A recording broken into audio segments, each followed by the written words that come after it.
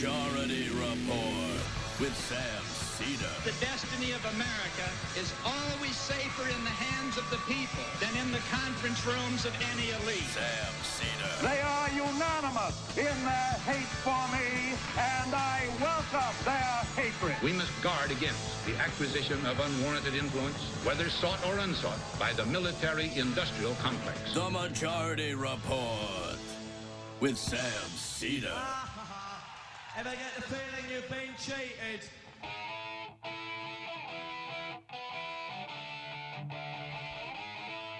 It is Monday, August 30th, 2017. My name is Sam Seder. This is the four-time award-winning Majority Report. We are broadcasting live steps from the industrially ravaged Gowanus Canal in the heartland of America, downtown Brooklyn, USA. On the program today, it's actually the five-time award-winning Majority Report. The perp walks begin. Manafort, Gates, and Papadopoulos.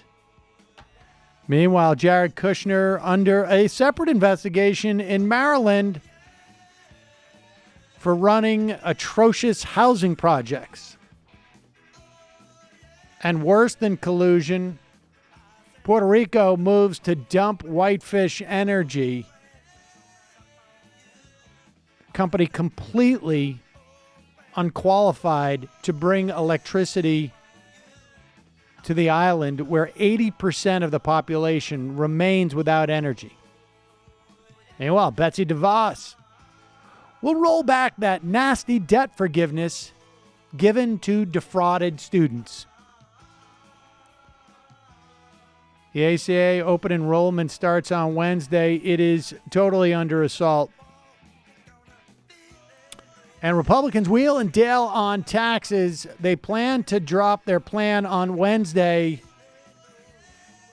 Manafort won't help things.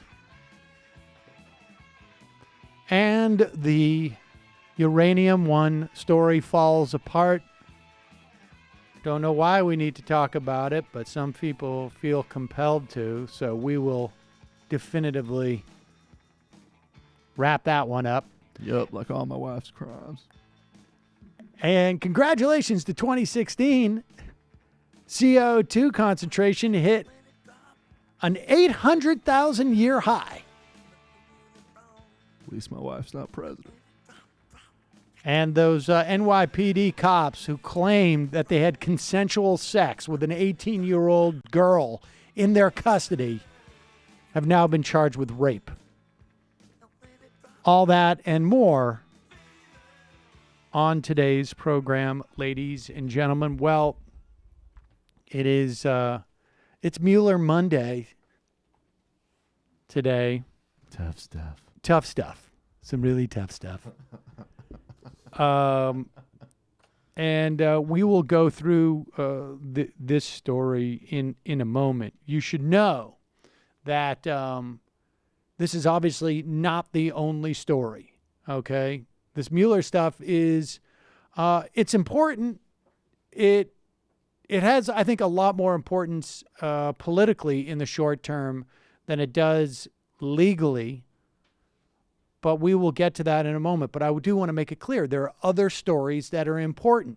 For instance, Fox News this morning seems to be the only network out there, okay, to its credit, that is not getting all caught up in this first round of arrests by special counsel Mueller. And so, to their credit, they are also the only ones, as far as I can tell, who are talking about this story. Cheeseburger emoji causing a frenzy online. We've been talking about it all morning. Can you see what's wrong with this picture? The cheese is underneath the hamburger. Who does that? Compared to competitors, Google appears to be the only tech company putting cheese below the patty. Google CEO Sundar Pichai responding on Twitter saying, quote, "We'll drop everything else we are doing and address on Monday. Folks can agree on the correct way to do this." So we wanted to hear your comments. And Gerald says, location of the cheese on a hamburger is based on which side of the equator you are on. What? south, it goes down under. Okay. All right. Rhonda writes, I worked at a restaurant in my younger days, and we were taught to put the lettuce under the burger to keep the bun from getting soggy. Actually, good tip. Interesting. And according to John, he says, as long as the cheese is between the two pieces of bread, it works for me. So I think people aren't true. It all tastes the that same. offended by it. Way to get to the bottom of that, Jillian. Good work. Yeah, You're welcome. Indeed. Hey, Janice, I actually, it looks bad for Google. I Googled it, and it showed that the cheese should be on top of the burger. Why don't we have cheeseburgers to try it out? I'm for that. Let's. There you I go. don't know how to respond to that. And also, you should know, I have like their crawl at this point says Garcetti said in a tweet Sunday, "I'm passionate about my city." My Hey Sam, I bet you like I don't know what is it, feta on your burger because you're a gay lesbian European. Am I right? Not paying much attention. Mueller's to old news. Mueller stuff was Old already news. The old podcast. news by 9 a.m. this morning or 10 a.m. Folks. Holiday business gifting is fast approaching. This year, choose gifts that are simple to give and get. Choose Omaha Steaks. They got a huge variety. They got premium steaks to skillet meals. Super easy to order. We got a shipment in here. What was it? Was it like was it around Father's Day? I think it was around Father's Day. It took about 3 seconds. I've never seen the viciousness around this office. When people are jump for that. It was intense, and you were like, "It's Father's Day. It's Father's Day. You guys haven't done anything. Gift children. You can get fries. You son of a bitches." That's true. I think I took everything and made you guys just get the sides. Yes. But for just my listeners, you can enjoy special holiday pricing on the perfect business gift. It's an ideal holiday gift for your clients, employers, or partners. Well, also employees. But it'll be a great gift for your employer. The perfect business gift includes 4 bacon-wrapped trip-tip steaks, 4 Omaha steak burgers, 4 gourmet franks. Saul loved the dogs. 2 boneless pork chops, 4 kielbasa sausages, 4 free caramel apple tartlets. Oh, gosh. Plus, you get free shipping. This exclusive holiday gift package is only $59.99. Go to omahasteaks.com, type report in the search bar. They got that funky way of doing it. It's a secret way. It's actually, I like it. I'm not saying it's a bad way. No, I'm I saying know. It's a secret way. It's secret. You go into the search bar, you type report. Then you choose the perfect business gift. Again, visit omahasteaks.com, enter code REPORT in the search bar. Send or experience this exclusive gift package for only $59.99, and it ships for free.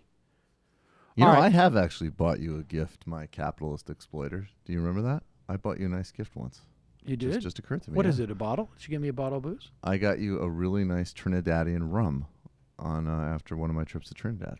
Did I drink that all in one night? I feel like I drank that all in one think night that during the I election. gave it to you, and you're like, thanks. And then a couple days later, you came in, and you're like, it was good. Yeah, I think I hit you. that. That was good.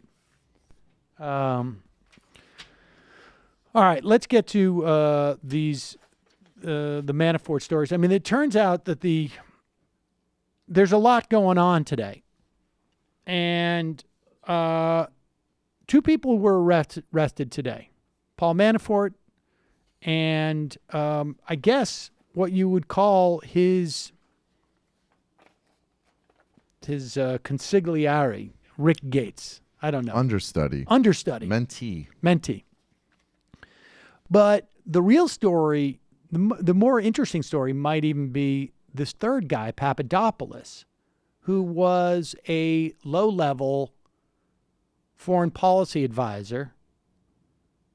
Remember, during the campaign, Jeff Sessions ran the foreign policy shop of the Trump administration.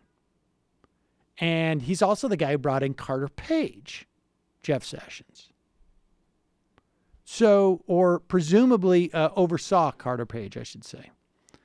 And Papadopoulos apparently pled guilty to lying to federal investigators like a month ago. I don't know if he actually pled out or what, but he's been working with Mueller's team. That's important. Let's put a pin in that for a moment. So Manafort was indicted by a federal grand jury, I guess, on Thursday or Friday, the 27th, whatever day that was. The indictment contains 12 counts. Conspiracy against the United States, which sounds a lot more dramatic than it is. That's actually when you just basically commit a federal crime on some level. That's not as sort of nefarious as it sounds. Conspiracy to launder money. Apparently they're talking about like some $14, $15 million that he laundered. Mm-hmm. Unregistered agent of a foreign principal. He's been doing that sort of thing, think basically since the 80s. Well, I think for the last 10, 15 years. Yeah. False and misleading FARA statements, which basically are similar charges. False statements, 7 counts of failure to file reports of foreign bank and financial accounts. So basically, they've rolled him up on all sorts of financial improprieties, money laundering, et cetera, et cetera. I am not, and I think Rick Gates has the exact same 12 indictments. They were both involved in this. I feel like Gates might find out that, like, because I think Gates was only like 3 or 4 million. I guess Manafort was more than 18 million. I get the feeling Gates is going to find out, like, hey, wait a second. You told me you only laundered like 7 million. Wait, I thought we were partners in that there Ukrainian operation. Hey, you hold on one goddamn second. You oily Italian. So I imagine most people are familiar with who Manafort was. He had been representing the Ukrainian government, or a specific leader in the Ukrainian government, for an extended period of time. He came on to the campaign in, I think it was April or March, first as basically a delegate counter, more or less, and then as the chairman, the manager, the campaign chairman, manager of the campaign, I should say, and was there, I think, until about August. I got to say, talk about regretting a decision, because Manafort had been under investigation, I think, as early as 2012 because of money dealings. And they had closed the investigation on him. And they reopened it, I think, because he was so prominent. So one theory I've heard is that there was a lot of money owed to him by some of these clients. And so he took the gig with Trump to basically be like, hey, I still have clout. Like, you should pay out. Oh, that's interesting. Yeah. That's interesting. So it's just total greed. Total greed. And that was, I got to say, one of the best things about him. Greed probably was one of the most attractive features of Paul Manafort to a guy like Donald Trump, because I don't think it was Manafort's smooth ability to address a controversy. This clip we've played in the past, but it is worth repeating. This is when Nora O'Donnell on CBS this morning. This was, when was the date of this? This is over the summer, obviously, when he was the campaign manager. And this is the way that he responded. So to be clear, Mr. Trump has no financial relationships with any Russian oligarchs. That's what he said. That's what I said. That's obviously what our position is.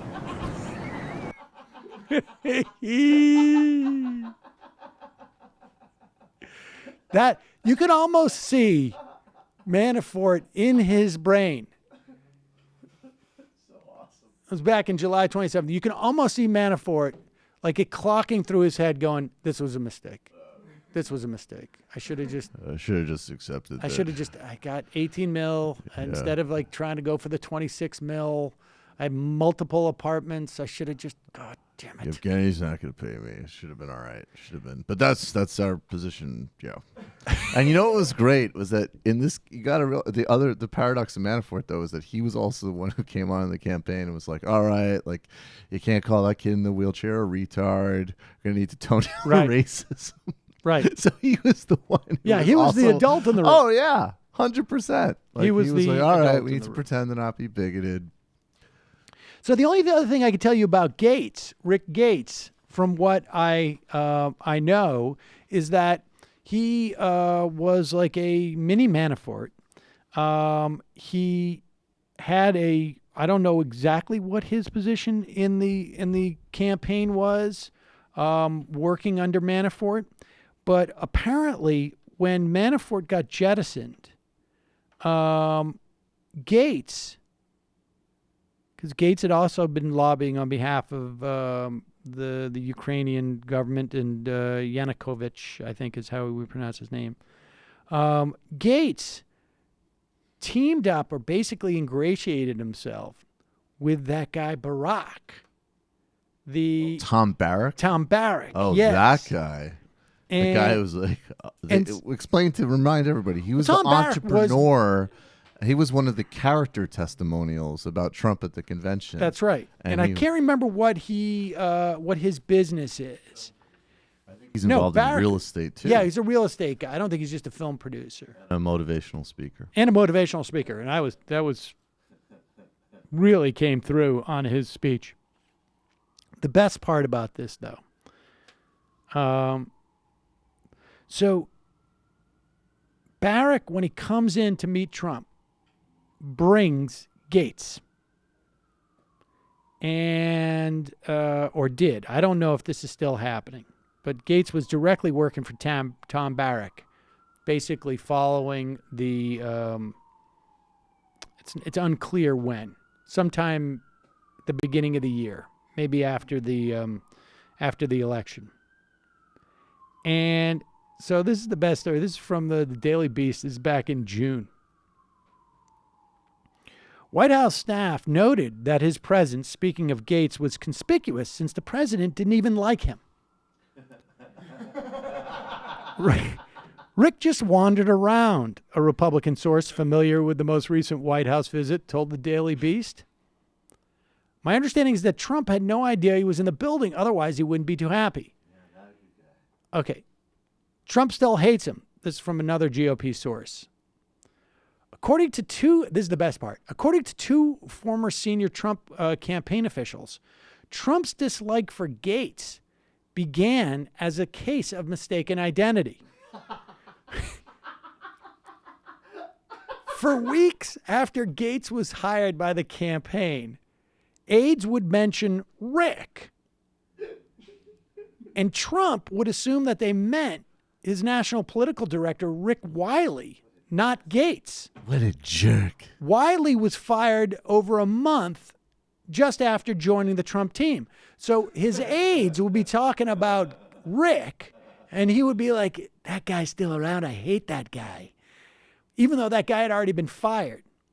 It wasn't until weeks after Gates was hired that Trump, according to one former senior campaign official, saw Gates and asked, who the hell is that?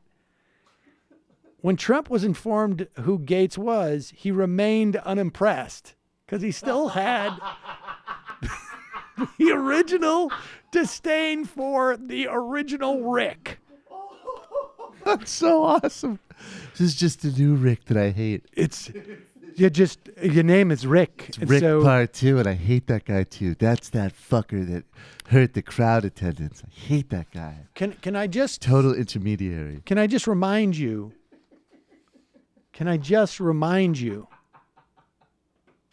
that only the best people. I only hire the best people. Unless they're Rick. Some type of affirmative action program for Ricks. totally unfair. Okay, so this is what we have right now. May I just also add, Tom Barrack also been accused by Italian authorities of 19 million euros of tax evasion, as well. Just Look, that's how. Look, that's our position, and that's what we do. What they say. I don't know what to tell you. I don't know. That's what we. I don't know why is he not getting charged with money laundering. The only clip we've played of Tom Barrack is the day before the inauguration. He said Kanye wasn't traditional enough to perform there. Okay. You can't pay taxes with mafia guys in Sardinia, but a black guy at the friggin' inauguration? I don't think so. Okay, let's talk about Papadopoulos, because this might be the most interesting thing. With the Manafort stuff, I feel like they basically had played it out and they rolled him up. And I don't know to what extent Manafort has any involvement beyond his own sort of financial improprieties. It's unclear. But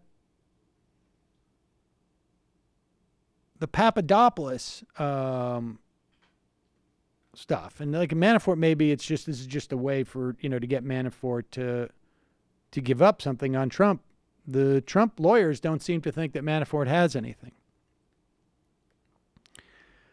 But there was also released was a guilty plea for false statements by this guy, George Papadopoulos.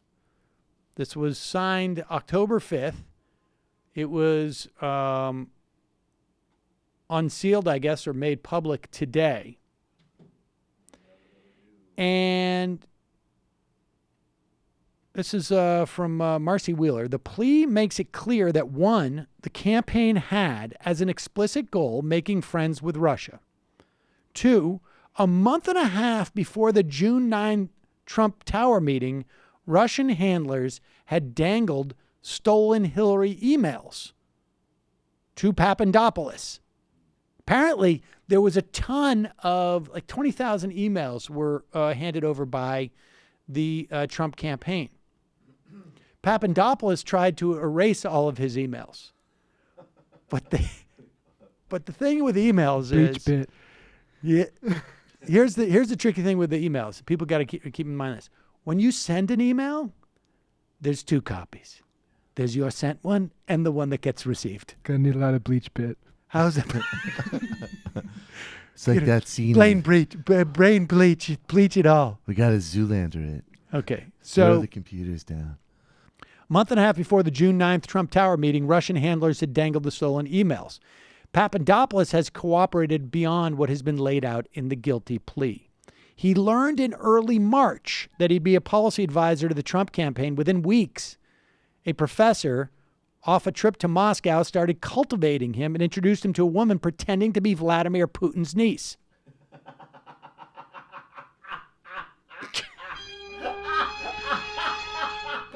Only the best people. Only the best people. Do you remember when Trump would brag? Wait. It's fucking niece. They're not the fucking. Maybe they can help us give fucking Hillary plutonium shots, man. Let's get a meeting with her. Fucking A. Do you remember when Trump was asked, do you have any foreign policy advisors? And he would just go well, yes. Brilliant guy, Carter Page, and another guy, Papadopoulos. I have a low-level energy trader with an anxiety disorder and connections to Russian intelligence. I have a confused young man with acne who maybe has a graduate degree and is meeting with Putin's niece. So, okay. Yes, the best people. Okay.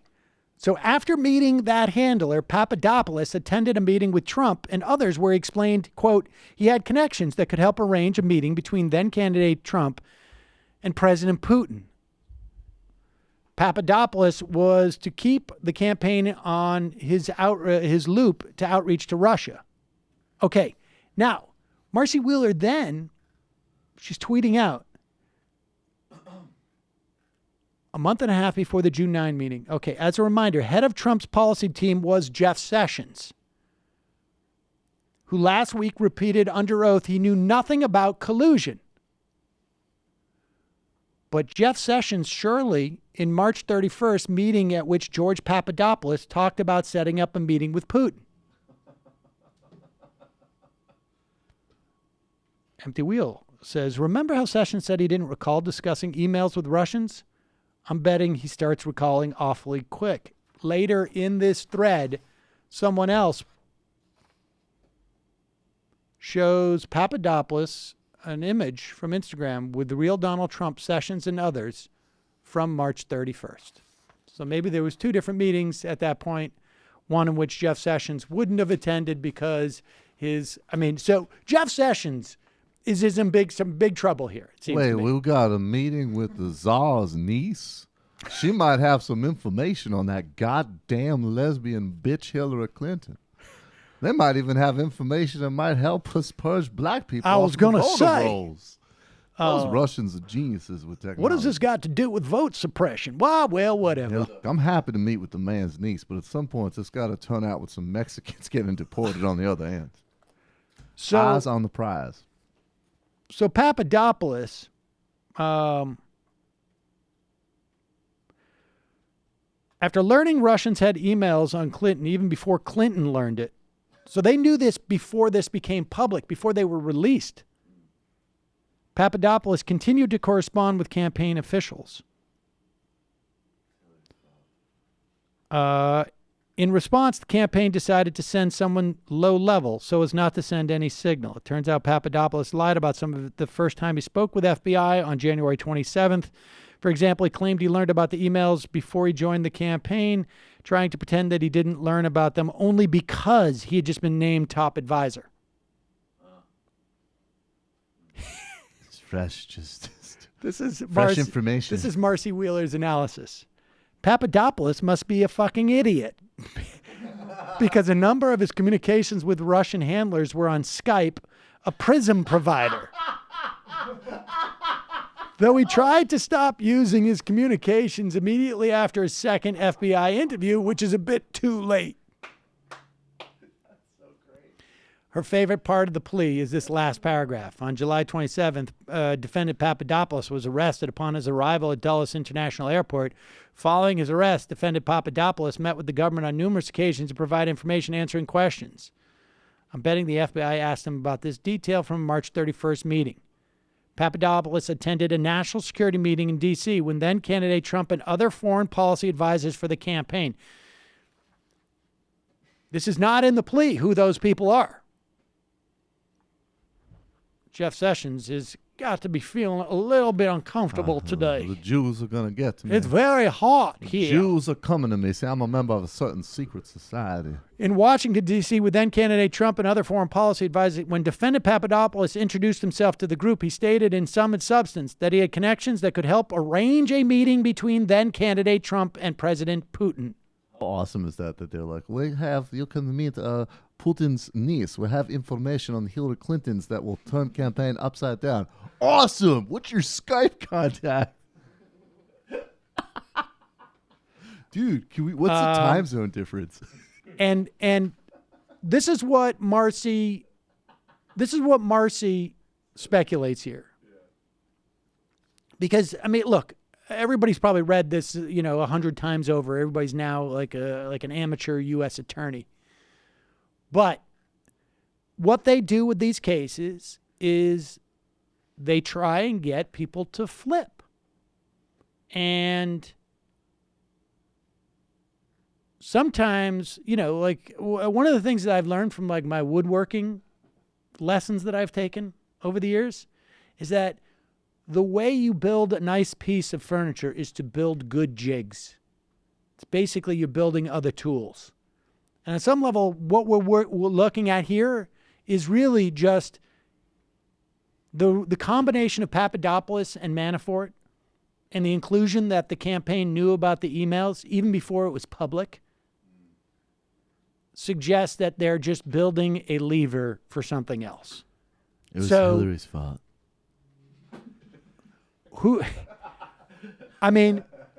Jeff Sessions could be in big trouble. I don't like him anyways. He's too short, and God knows what Jared and Ivanka.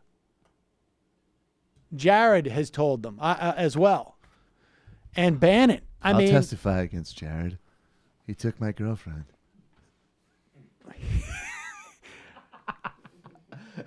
I can only manage to get one hand job a week from my own daughter.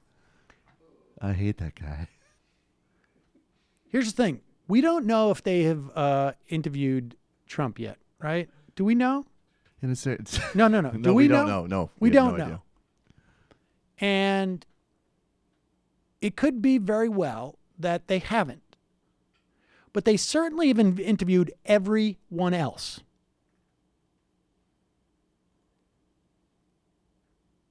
Jeff Sessions was, when did he go before Congress? When was that date that he lied about that? I don't know. He's been before several. No, the most recent time. I mean,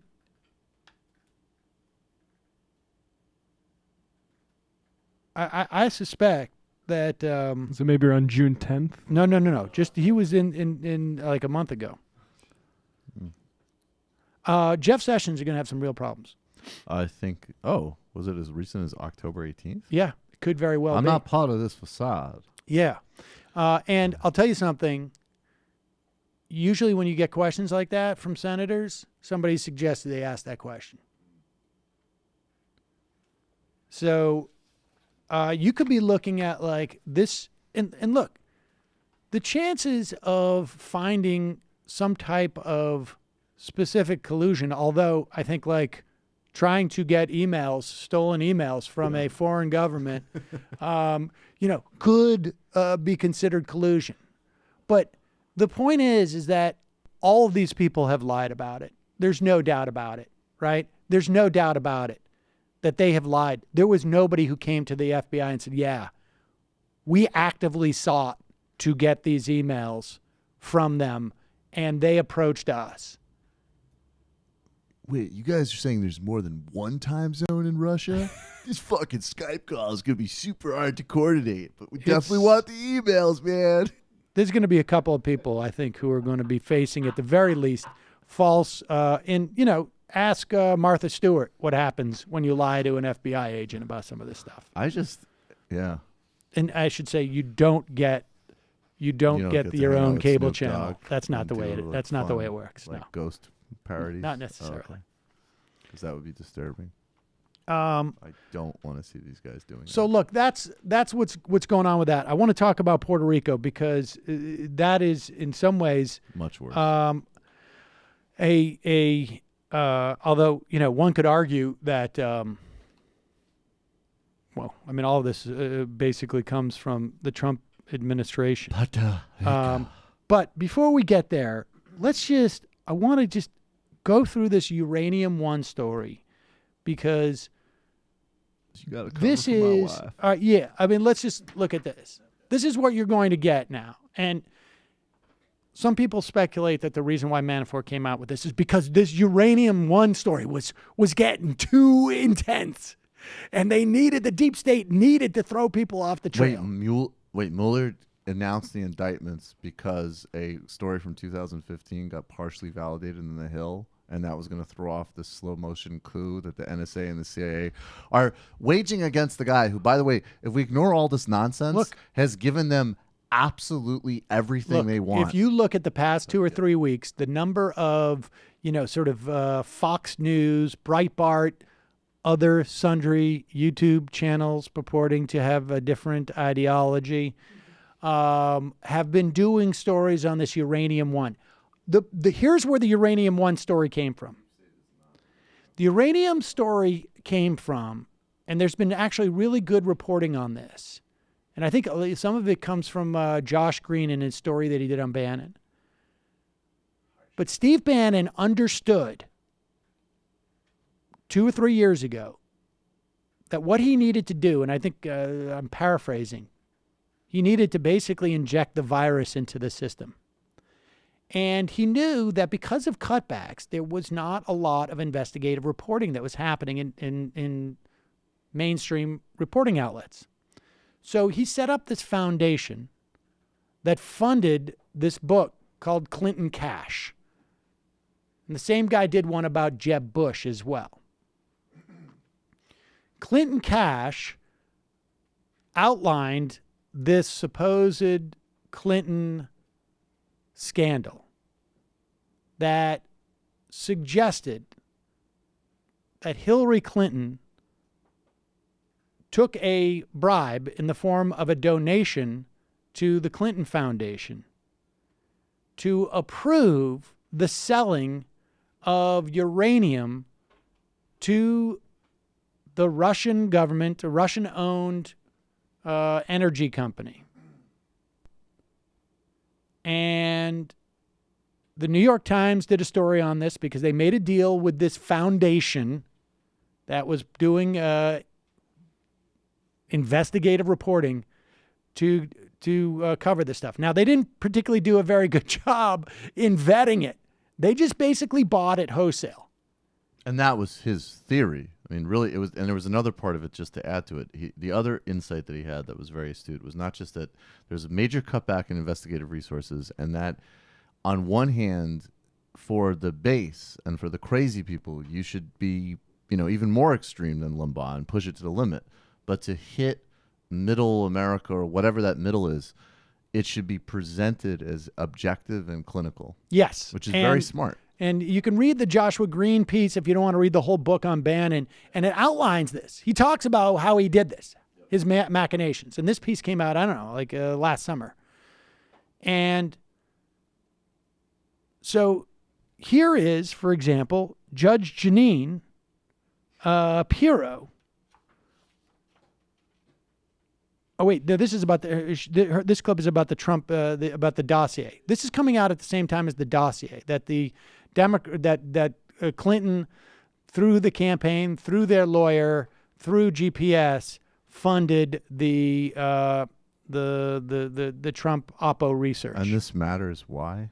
I have no idea. Such a bizarre. Some people claim that is also Russian collusion, but I think interviewing a couple of Russians and paying them for information is not quite the same thing. How about the My Wife Russia story? It's the real story of the campaign. But nevertheless, let's go through this uranium story because if you hear any more of it, you should know what it is before it's sort of like, what do you call it? What's the word? Metastasizes in your brain. So this is around a 2010 uranium deal. Here's Donald Trump. Never seen such Republican anger and unity as I have concerning the lack of investigation on Clinton-made fake dossier. It's not clear that dossier is fake. Uranium to Russia deal. 33,000 plus deleted emails. Comey fix, and instead they looked at phony Trump-Russia collusion, which doesn't exist. Dems are using this terrible and bad for our country witch hunt for evil politics. But the R's are now fighting back like never before. There's so much guilt by Democrats / Clinton, and now the facts are pouring out. Do something.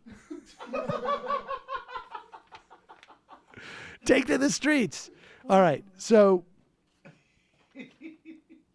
here's the uranium deal. In 2010, there was this Russian nuclear energy agency called Rosatom. And they bought a controlling stake in a Canadian-owned company that would mine, a mining company essentially. Maybe they had other business called Uranium One. The Canadian company had mining licenses for 20% of the U.S. uranium extraction capacity.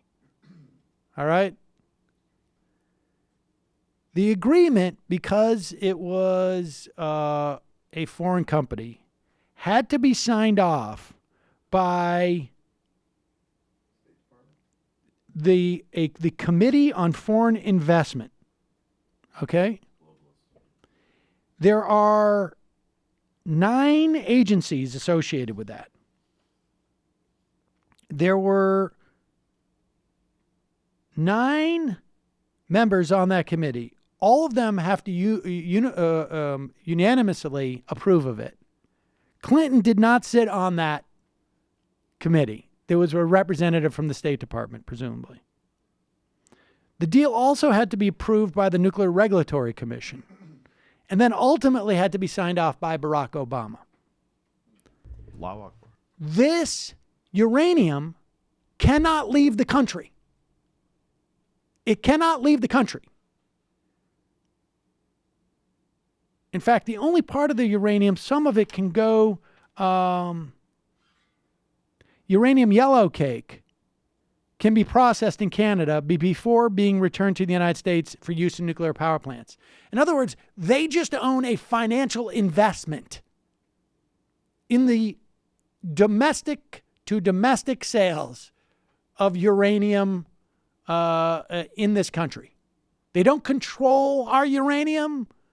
It's just a business that they're involved in. They could have bought into, I don't know, a car company that was selling cars.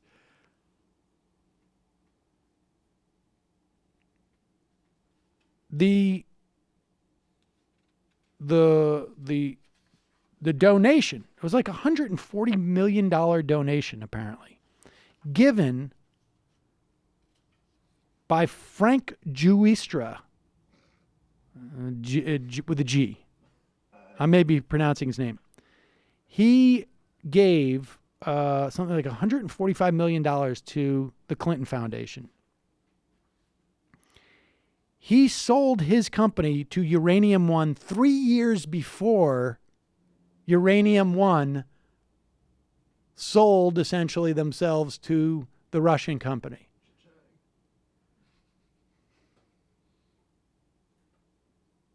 He had given that money, I don't know when he gave that money, but he had no interest in Uranium One at the time that he gave that money. Apparently, in 2010, though, Bill Clinton did receive $500,000 from a Russian bank to give a speech at a conference in Moscow, which seems to be just classic Clinton cash raking. Well, we can always acknowledge during this whole process that the Clintons, of course, did, sat on a board of a private internet scam college. Like yes, this. Yeah, yes, all of this. But the point being that the reason why we're discussing this now is because people want to distract from what's going on with Trump, make it cloudy, and B, people who are desperate to, in some way, have themselves be perceived as not being lunatics, lunatic dum-dums, keep pushing this as a way of trying to, I don't know, make themselves feel better about themselves. The Seth Rich fell through. The Pizzagate, I think, is legit, though. That's still happening. And all the other stuff. I just want, at a certain point, I wish my wife would release the kids and let them get on with life, but she won't. Well, it's because she can't use the latch because of her Parkinson's. All right. That's the only thing that holds off her Parkinson's systems are the children. All right, we're going to take a break, head into the fun half. Tomorrow, as you know, is Halloween, and I don't know if we're going to be doing anything for Halloween or not, but in a certain sense. Folks, listen. Gosh, I meant to do this up front. Take our survey, majoritysurvey.com. If you are a free listener of this program, please, majoritysurvey.com.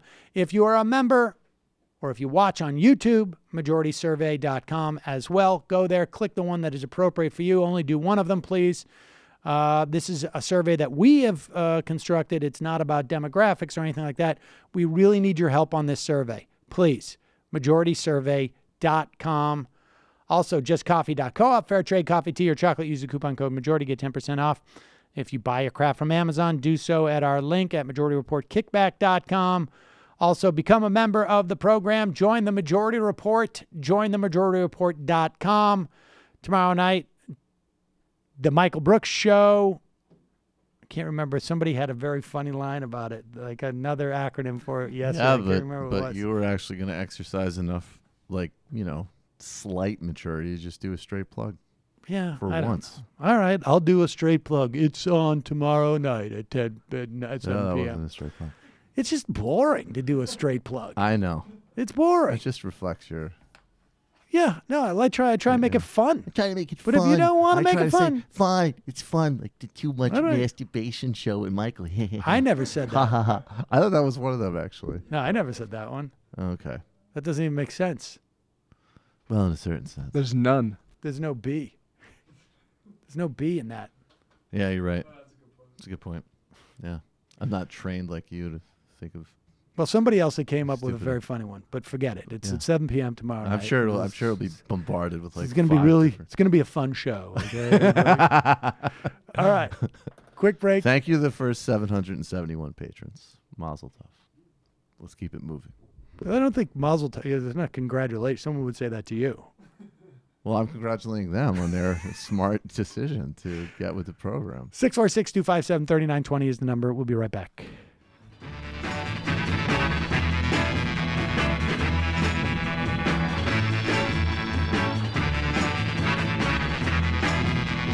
Think of all the times she said no, no, no, no. Like to speak my mind. She said no, no, no, no. And I know her time's not free. She didn't waste none on me. Situation sad. She said no, no, no, no. Things are looking bad. She said no, no, no, no. And if it was up to me, I'd tell her a thing or three.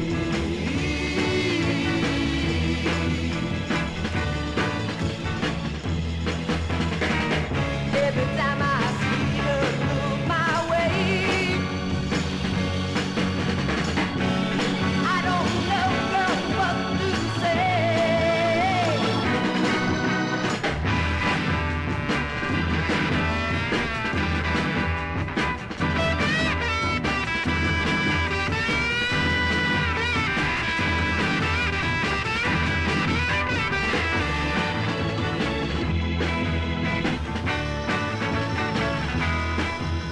Situation sad. She said no, no, no, no. Things are looking bad. She said no, no, no, no. And if it was up to me, I'd tell her a thing or three. No, no, no, no. No, no, no, no. No, no, no, no, no.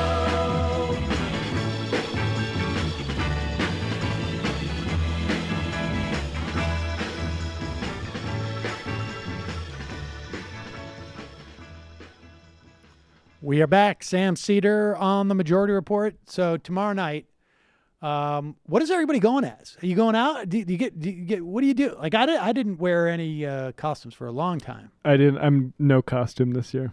I might wear my. It's. Yeah, I know. You guys, this is a very important holiday for me. This is big for you, Jamie, right? Yeah, I mean, I threw a party over the weekend, and my friends and I all did a group costume. We were Twin Peaks characters. I was Laura Palmer, and it was a very easy costume because I just had to buy a tarp at the hardware store and some duct tape and a blonde wig. Wow, then none of that makes any sense to me, but fair enough. And so what are you going as on actual Halloween night? Well, I must say I'm very tired from throwing a party over the weekend, so I'm not sure if I'm going to go out or not. But if I do, I will just get another tarp and be Laura Palmer again because it's a pretty good costume. All right, fair enough. Brendan, nothing for you? No? I just started a new job here, and I want to make sure that I commit all my faculties towards. Wow, my that work. is the level of commitment I like to see. I've cleared my entire holiday going schedule. When I was a younger man, a single man, I would just go as a guy with colitis and had a fake ostomy bag on. So that way I didn't have to wear an outfit, but people would say, like, how come you're not dressed up? And I would go, I am. And people would assume it was a real bag. My buddy had one for a while, too, and I thought that was fun. I'm just going to wear my shirt of Halperin's grades of Jeb Bush. It was the first primary debate for the Republicans. He graded Jeb Bush's performance for style, substance, and overall. Style was A-, substance B-, and overall was A-.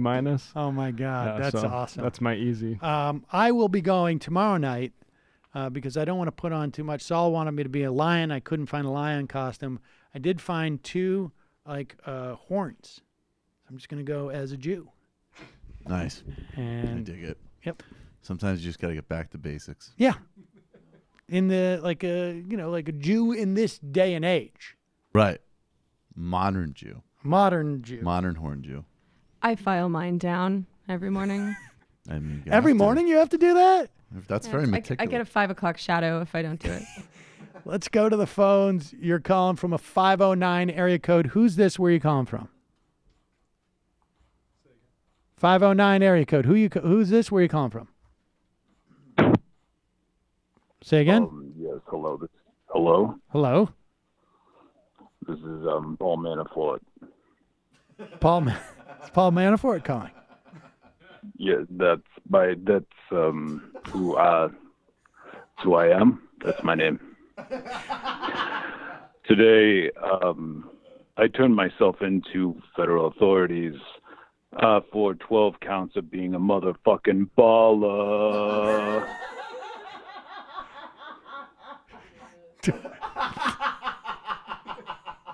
Is that right? Is that illegal? Yeah, they're saying I spent $800,000 on men's clothing that they know of, bitch. Look, you obviously shop at Forever 21 or whatever. You wouldn't understand. Well, but this is a lifestyle. There is one right around the corner, so I mean. Look, I'm living the lifestyle.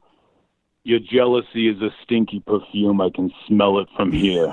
Okay. Okay. So that's what the defense. That's what we're saying. That's our defense. So y'all can go fuck yourselves or whatever.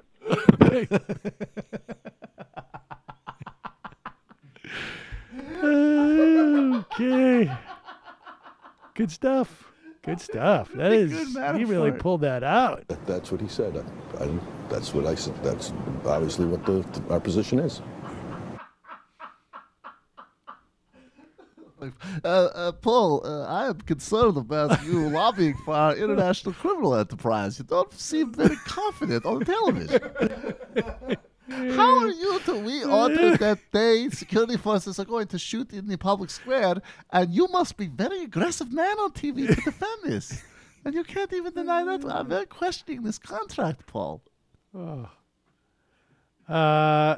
Calling from a 651 area code. Who's this? Hi, it's the Chris Lopaco. Yes, the Chris Lopaco. The Chris Lopaco. How's Profession Confession going? Oh, thank you for the plug, sir. Profession Confession is going well. I mean, it is a critically acclaimed podcast, but we're kind of new here. Yeah. Yeah, so I appreciate anyone who would go to Facebook and like Profession Confession or professionconfession.com or Twitter, Gabe Noah Podcast. It's with comedian Gabe Noah, who's a local favorite here in the Twin Cities. So that actually does look pretty really interesting to me. I'm always looking for something that's not politics, but I will check it out. What else you got? I won't put you. Oh, well, I got some stuff here. There was a pretty big cyber attack over the weekend, and I want people to be aware of it. So I called Tim Black's show because Jimmy Reaper Cake said I should. Right? He's like, you need to call in and debate him or talk to him. So I forgot to give Jimmy a shout out. So sorry, Jimmy, about that when I called in. But I called in, and while I was on hold, he was going on a rant about you and Majority Report listeners, saying that we stalk him on Twitter and stuff. And so when I got on, I asked him, why don't you talk about the PP tapes instead of Uranium One? And then I'm like, and why won't you have Sam Seder on your show? And he got mad, dude. He flipped out and muted me and kicked me off and whatever. And then another guy came on, a Trump supporter, and started ranting about the New World Order and stuff like Alex Jones. His phone froze up, and he couldn't take calls the rest of the night. Then he tweeted, I'm not kidding. This is a tweet. Friday, my show was attacked by neoliberals and Trump supporters. First they called in. When that didn't work, they coordinated a denial of service, like a denial of service attack. So he says that, like, me and the other Trump supporter who's, going off about, like, Seth Rich and whatever else that they agree on, we coordinated a denial of service attack on him. So I just want to say for the record, Tim, I would never coordinate with a Trump supporter, period. Like, I wouldn't coordinate with a Trump supporter to piss on Tim Black's beard if it was on fire, right? And Tim, don't ever put me on hold again, or I'll seriously take your whole website down, okay? Sam Coates, bye. Oh, God. And also, I mean, I'm not saying anything here, but it's just our position that don't forget what happened to Seth Rich. I think you're gonna say don't harass people if you're don't be a flying monkey for our show, but that's also a good Oh thing. no, if you want to harass Tim Black on Twitter, I guess sure. Bullprogs, welcome to the Majority Report. All to hell with Sam Bleeder, Michael Spooks, and Bat Leck. Sorry, couldn't think of any good names for Jamie and Brendan. Brandoff with his head? I tried. That was weak. Kyle's wife. Sam, did you ever hear about Kevin Spacey coming to Connecticut College and being creepy? No. I remember hearing stories, but thought it was too weird to be true. Like, really, American Beauty dude came to con to creep. But apparently maybe. When was that? I think that was way after my time. I don't need to know anything besides an episode of House of Cards. I did do a reading with that guy, Rapp. Who's that? I can't remember his first name. Anthony Rapp? Anthony Rapp. I did a play reading with him. What does that have to do with Kevin Spacey? Anthony Rapp. Oh, you didn't hear this story? I have not followed Anthony the news Rapp this weekend. came out and accused Kevin Spacey of attempting to get with him when he was a 14-year-old boy. Oh, tough stuff. Anthony Rapp, I didn't know any of his work before. We were at the thing, and I sit there with a bunch of actors who I theoretically should know, but he is a funny guy. That's pretty bad. Smart and funny. Sam Seder, F-boy. Just got around to watching President's Show Comic-Con panel. Did you have a bad time as it looked like, or are you better than I thought at playing the straight man? I think it's the latter. I had a blast. You seem to alternate between debating Walter Block face and this caller insists on doing an impression face. Yes, I was trying to be in the moment. I didn't want to be like in on the joke. I was the fake reporter. I recommend that for people who like the show. It's because they could be a bit more loose because it's obviously not on Comedy Central. Yeah. It was very funny. Oh, it was very funny. No, that's exactly what I was going for. I'm glad that I had, honestly, a blast. Also turns out Trump is a huge nerd. Dropped several deep-cut inside jokes. Yes, he does. He actually is. Love it. Anthony Tamanik and Peter Groves are so great. They're really good. Lady Cuctress, glad Michael could sober up and show up for work today. Also, for all of Joy Reid's faults, she did a fantastic takedown of a guest who was trying to push Uranium One. Yeah, didn't we pull that? Yeah, let's play it. Only because it's so important for people to promote this Uranium One thing. Wow. Really, really going for it, This is super childish. Pure MSNBC. She did do a good job. Chivalry. But, Disco Stew. What's the deal with The Intercept? Seriously, Scahill and Greenwald continue to run interference on the Trump-Russia probe, saying there's nothing there. Greenwald has gotten quite comfortable appearing on Fox and going along with their BS. Man, Intercept is no friend of liberals, and I think they're duping the left. Well, I don't know what you're talking about specifically. Look, I don't know if there is... I don't know if there's collusion. We have an investigation. Certainly, there's reason to be investigating it, right, at this point? I mean, it's clear that there's enough here to investigate. I also have no problem with people who have been money laundering and engaged in other financial crimes being arrested. I don't have a problem with that. I think that they both... Let me finish. I have been quite clear on the reasons why I think Hillary Clinton lost. There was like a dozen of them. Maybe that's too many. Maybe there was 7. I don't know. Many reasons. 3 or 4 of which were aspects of her campaign and strategy. 3 or 4 were things that were out of her control to a large extent. Doesn't necessarily mean that was this everybody comes with their own baggage, right? But I don't understand why there would be anything that would be in any way illegitimate about this process at this point. I mean, we have a first a black guy, then the Russians.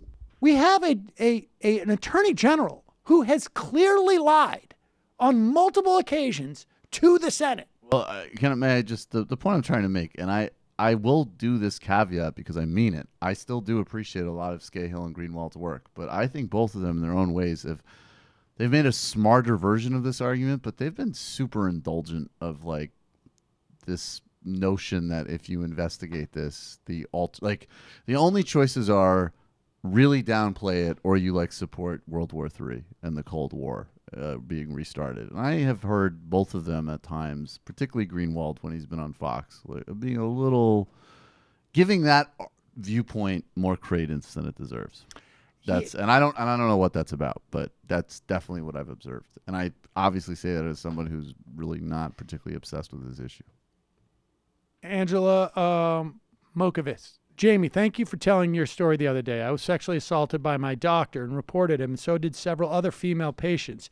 Yet he's still able to practice license. His license was never revoked. You got to be kidding me. I'm sorry, that's fucking terrible. It's horrible. Wow. In the sticks. Whoever just called in as Manafort wins the effing day. That was Ronald Reagan. Frankie B. Hey, Sam, I don't know if you caught Senator McCaskill's interview on Meet the Press, but she mentioned there was a large block of Democratic voters that still see themselves as moderates and would be willing to work with Trump to simply get things done. Do you agree with their assessment on the demographics of the Democratic Party? I would be surprised if there weren't, particularly in her state. I think some states, I think certainly... I think there are people who definitely would just be like, we just want you to get stuff done. I think there's large blocks? No. Also, I don't think that doesn't really mean anything. I really would doubt that even in Missouri, those Democrats would mean partner up with a regressive tax cut. Like, if that's what the stuff is. Well, I think that's true, like a meaningless phrase. It is the case that there is still, I mean, I think it's a lot smaller than it used to be, but I would imagine there are still people who are like, believe that politics are like they need to reach across the aisle and just get something done, and it doesn't mean anything. Sorkin nonsense. I think there are still people who subscribe to that. I don't think there are that many, and I think that the problem is that you may alienate more people attempting to do that than you will gain. Oh, I think that there's. I think I would actually bet, and this is purely speculative, but I think as things get even more polarized, that if you're still identifying as a Democrat in a place like Missouri, you might even be more intense about that than if you're a Democrat where everybody is. Like, your attitude could be changing on that sort of thing really quickly. Oh, become like, I'm more under partisan. siege by these crazy people, and they're at it on all fronts. And this frigging predator is president. I look at it differently. And also in a lot of these states that these people represent, Bernie did do better. And I don't know if he won Missouri, but he certainly won, West Virginia. I mean, I think they could be reading. Well, he won the Democratic primary in but West that's Virginia. what I'm saying, among Democrats in these states. Well, yes, among Democrats, but I think in the question in the general election, of independents that might no. I'm saying in the general election, the strategy is like those Democrats are going to vote for me no matter what, right? And because they're so intensely under siege, and they understand, as much as anybody, what it's like living in, in Missouri or in West Virginia. You look around and you're outnumbered. Right. Sam, I am. Have Peter I don't mind Claire McCaskill saying that. What I don't want to hear is Chuck Schumer saying that, or Dianne Feinstein saying that. Oh, Dianne Feinstein used to need. I mean, I understand, but my point is that I think there's a lot of that maybe in Claire McCaskill's reality, which is a narrower reality than others. I don't think there's large blocks of Democrats necessarily. I think there's probably, in her mind, there are people that she can get, and it makes sense for her to project that there are Democrats out there. It's a story. It's a marketing campaign. And, for Missouri,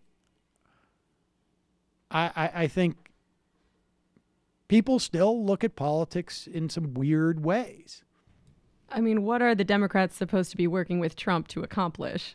Well, I mean, that's the other thing, is that Bernie said that. Bernie said it after the election. We'll work with Trump. Very specific thing. Well, we'll work with Trump. Infrastructure. Infrastructure, whatever it was that Trump came forward with a plan that would work. And I think to a certain extent, even McCaskill knows this. He's not going to come to them with anything that's going to work. So you just are projecting it's a freebie. I'm open to it. I mean, I think Bernie was calling his bluff more so than anything when he said that stuff.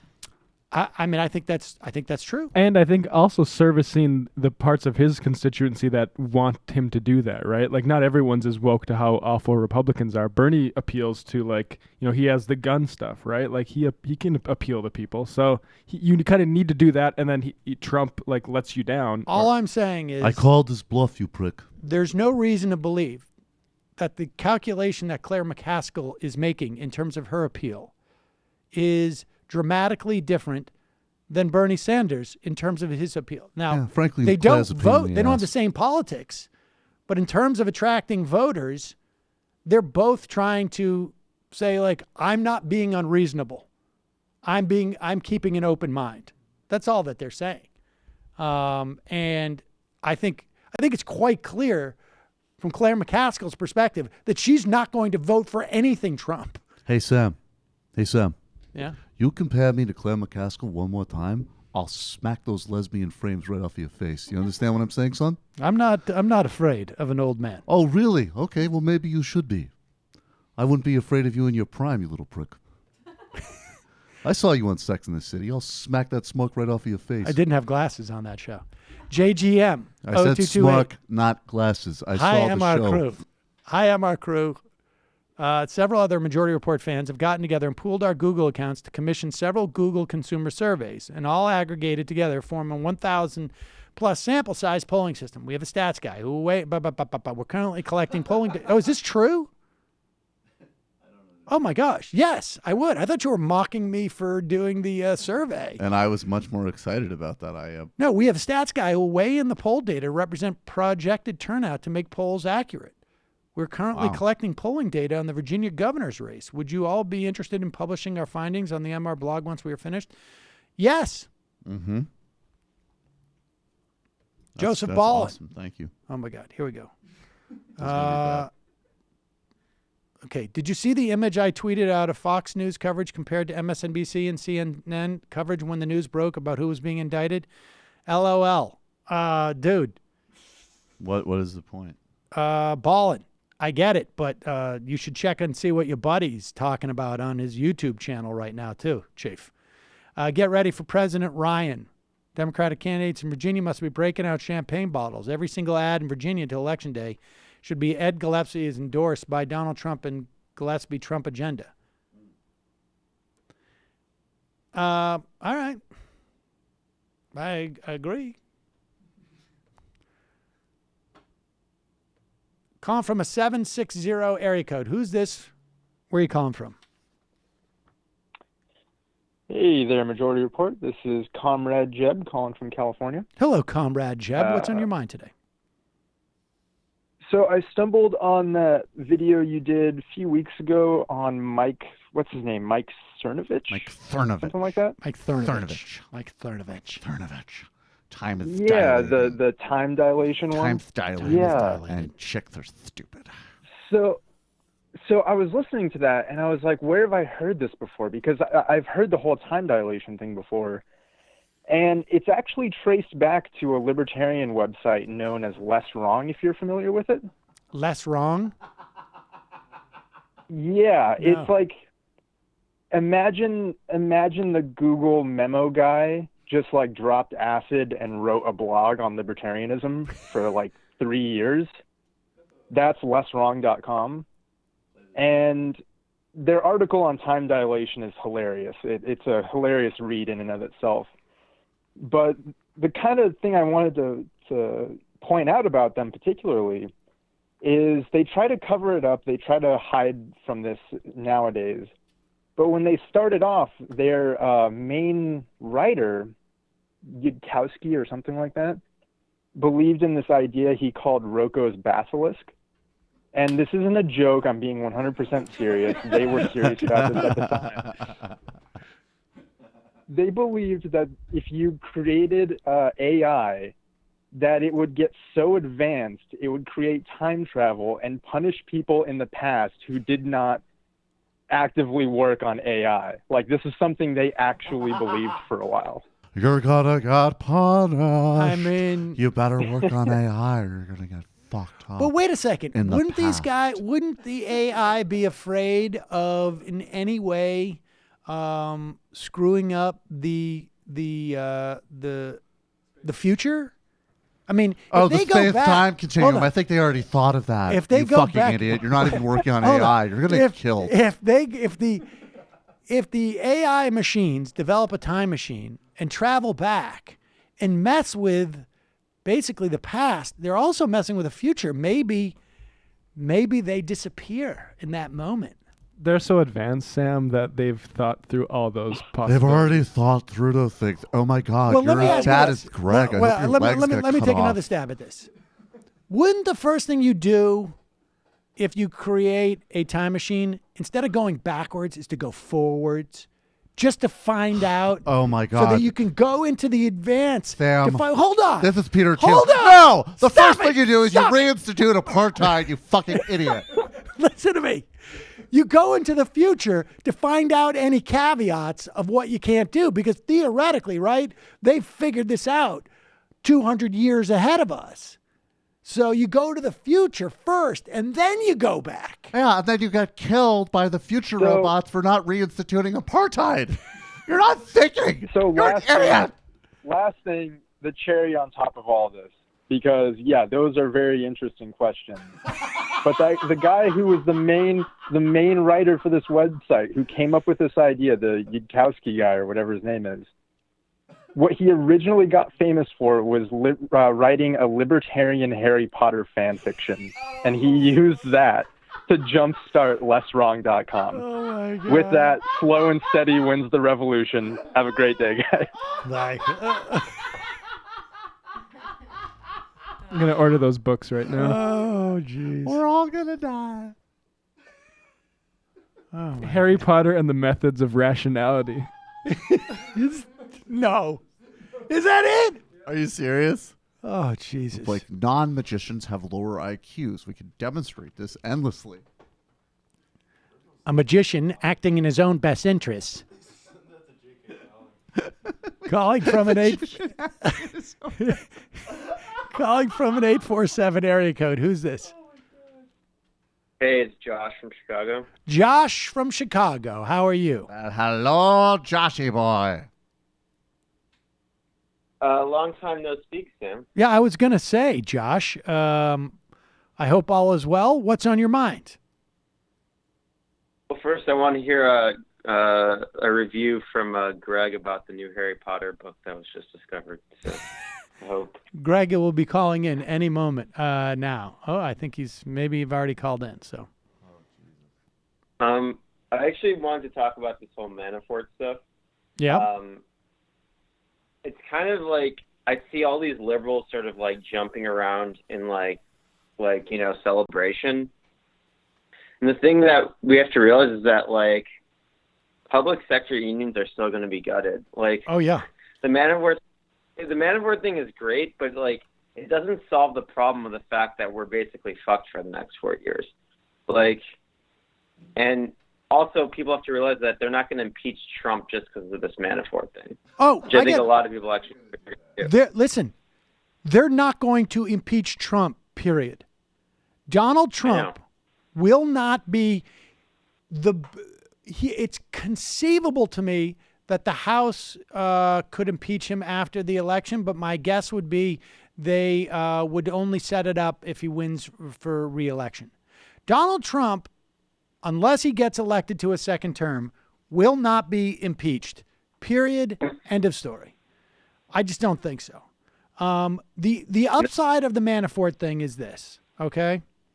Is that what it does is it makes, I still believe, it makes tax these tax cuts harder. And it is, the tax cuts are bad. It's really the budget that really is more concerning to me. I mean, you can always raise the taxes. I subscribe to MMT and don't feel that strongly about the need of taxes. I mean, I perceive them as more confiscatory anyways, and you can do that down the road. But it makes it harder for Joe Manchin, Donnelly, Heitkamp to vote for anything that Donald Trump promotes. But you're right. I agree on that. But stuff like federal judiciary, I mean, he's going to fill so many of these seats because basically Mitch McConnell realizes like this is the only thing they can do. And they're going to do it big time. And it's going to be disastrous. It's really going to be a crap show down the road. So I agree with you. Deal with that. I agree with you. I mean, it's, I guess there's probably like a 4% chance of maybe the Democrats taking the Senate. That would be meaningful. But that's about it. Yeah. No, yeah. Can I also mention one other thing? Yeah. I listened to your debate with who's the Rational National. Yeah. While I was in Colorado, completely stoned, by the way, and that was very enjoyable to listen. But Sam, I think you have a real potential as a comedian. I think you should pursue it. Oh, well, thank you. I appreciate that. That's very nice. All right. Cheers. In a certain sense. I don't remember the debate. There was not a debate. You definitely did not let him speak. I was not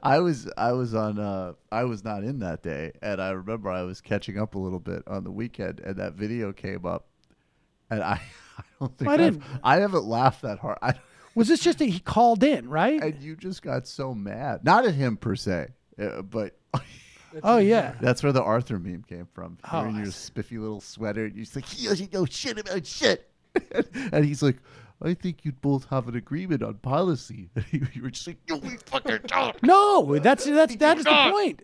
We do have an agreement on policy. I know. Don't get me started. I know. It was very funny. That's all I'm saying. Ahmed Duty. Well, Sam, it looks like Jimmy is setting up to have a weekly live show. Maybe you can go on and unify the left. Don't worry. I don't think Chris Lepaco will cyber attack Jimmy. Left is best. Jimmy Dores is going to have a weekly live show? I'll call in for that. Ben. Silly Sam, you can go to the future now. You just can't. You just go really fast to another planet and then go back. Come on, man. Use your noggin. Also, if you go back in time, why don't you just improve yourself, thereby instantaneously becoming the best, like left is best. Stop talking over your own uranium lady clip. Sounds like Thanksgiving at the Seder House. Works like a uranium one interspersed with Sam's voice. I don't know what that means. Were we playing a clip? No. The original Rick. What's the funny alternate Mike Brooks show acronym you won't say? Guessing based on this prior internet work that it might be tucking my ballsack. No. Says who the other night. Says who? The other night, the Chris Lepaco was live streaming his recounting of his Tim Black appearance. Among many homophobic remarks, Black accuses the Chris Lepaco of sleeping in the same bed as Sam Seder. The Chris Lepaco, without missing a beat, says, I bet Sam Seder sleeps in a really nice bed. I sleep on a pull-out couch. I laugh so hard, my wife asked me to explain. And now I myself am in the market for a pull-out couch. Jimmy Durr. Lepaco is underselling the Black show. Tim asked him if he was Sam Seder's fuckboy and asked why you didn't call in like you were afraid. That's actually an interesting question. Then said Jimmy Dore was great and people should leave him alone, as well as saying the Steele dossier was all fake because Hillary paid for it. Well, that's an interesting leap. But Sam, are you Chris's, or is Chris your fuckboy? I don't even like that term. Well, we need to have transparency with the audience, whether or not you like the term or not. There's a lot of our listeners, actually, that I had suspected. Do you think Ronald Reagan just calls in with these Manafort impersonations without getting anything Ronald Reagan is mine. in return? He's not yours. I don't think that's what fuckboy means. Yeah, he doesn't. That's true. It's not like a boy that you fuck. It would be like Chris Lepaco fucked you and then didn't text you back. Exactly. Which probably did actually happen. Wait, so it's somebody who just... Somebody who's like an asshole to the people that they are sleeping with. Right. Oh. He's a fuckboy. No, Lepaco's very sweet. Like, no, he's very considerate Denver of me. Dave. He Denver makes me Dave. breakfast. Sam. Gives me Social Security reports. Sam, when you sit on panel discussions, do you find that you are theoretically known for more your comedy work or your political work? I don't sit in on that many panel discussions that I could make that assessment, but I think it depends on where I am, but generally politics. Angry. I'm not going to ask about Jamie's redundant ideology. I will ask, what was her inspiration for it? Was it Chomsky? If so, respect. I mean, if you want to know the gateway drug for me, I'll tell you. And it was actually a work of science fiction by Ursula Le Guin called The Dispossessed, which is a really good envisioning of what a sort of anarcho-syndicalist society would look like. And from there, I got more into theory and whatnot. So, yeah. I have to read that. She is really good, huh? Yeah, I've heard I that love from her. so many people. And what did she say about MMT? Oh my God. Avi Hassan. Hey, I wanted to give you a heads up. I started a new podcast. It's called Against the Law. It's me and a fellow criminal defense attorney discussing legal issues from a perspective I think you and your audience would appreciate. First episode is on a New York Constitutional Convention and the depressing state of progressive politics in one of the bluest states. Next, we'll do something on RICO next. That sounds interesting. It's called Against the Law. That sounds interesting. Is it on like iTunes and stuff? I would imagine it is. Yep. Christo. Jamie, instead of She's Dead wrapped in plastic Laura Palmer, go for a 27 update as Carrie Page. Mom, jeans, and flannel. But yes, Halloween is huge. Sorry I missed the party, but I was at another good one in Williamsburg with metal bands, trapeze artists, and flaming torch jugglers. Wow, it's tough to beat. Wah, wah. That is tough to beat. Let's go to Judge Janine. I love Judge Janine. All the counter programming is fun to watch. I mean, we're going to... Tough stuff. Can you imagine what Tucker Carlson is going to do tonight? So Harvey Weinstein. there's a There's gonna college be- in the Pacific Northwest. You can't say good morning to women anymore. Is that right? You can't say good morning. So if I say good morning to you right now, is that harassment? You can't do that anymore. Is that what's happening? And then I would say just no. I respect people, but the left is that the hostility that you feel? 45 we're out of time. minutes of what's his face, the actor that just the Spacey. Yeah, Spacey. 45 minutes of Spacey after that. Kevin Spacey did this, and he is literally the leader of the Democratic Party. That doesn't concern you? You're a Democratic operative. I'm not. Didn't he? But play, I would think that didn't he play on Netflix a president, a Democratic president? By the way, he was a leader of the Democratic Party, both on and off screen, and that doesn't. You're a Democratic lobbyist. That doesn't concern you. I think you doesn't concern recall he was in one of the people in an ad against Donald Trump. And he's speaking out against AIDS and Donald Trump, but that doesn't concern you? That doesn't upset you? Well, look, if you're not going to answer my question directly, then I don't see the point of doing the interview. We can guess at what Tucker Carlson will be doing as counter-programming tonight, but we don't have to guess what Judge Janine will be doing. It's time, folks. It's time to shut it down, turn the tables, and lock her up. That's what I said. I actually said it. Lock her up. The House of Cards, upon which the Obamas and the Clintons built the Trump-Russia connection, collapsed yesterday when it was disclosed that the Clinton campaign and the DNC paid $12 million for a dossier to connect Donald Trump to Russia. To circumvent federal election laws, the campaign paid a law firm who then paid a research firm who then paid a former British spy to get dirt on Donald Trump from Kremlin-connected Russians. There you go. I feel like listening to Future, like Percocet. Molly Percocet. There I said it. I actually said it. I actually said it. Chase a check. Don't She chase a finally fish. said it. Took her a long time to get there. She's awesome. Patton. She's looking great. She's out of her mind. Aggressive. Like she treats Hillary the same way she treats that guy in Jinx. In Jinx? She's the prosecutor behind that. Remember that creepy HBO documentary about the Durst? Yeah. Oh, Durst. That's her. Yeah. Patton. Sam, I just want to say that no matter what happened with Matt Taibbi, the integrity of the show is vastly more important to me, more important than giving him the benefit of the doubt. I mean, I agree in principle. I mean, I think, and yeah, I mean, the integrity of the show is very important to me, and which is why I also, you know, I've done a lot of research on this, and I'm not arguing that Matt Taibbi is a good guy or is a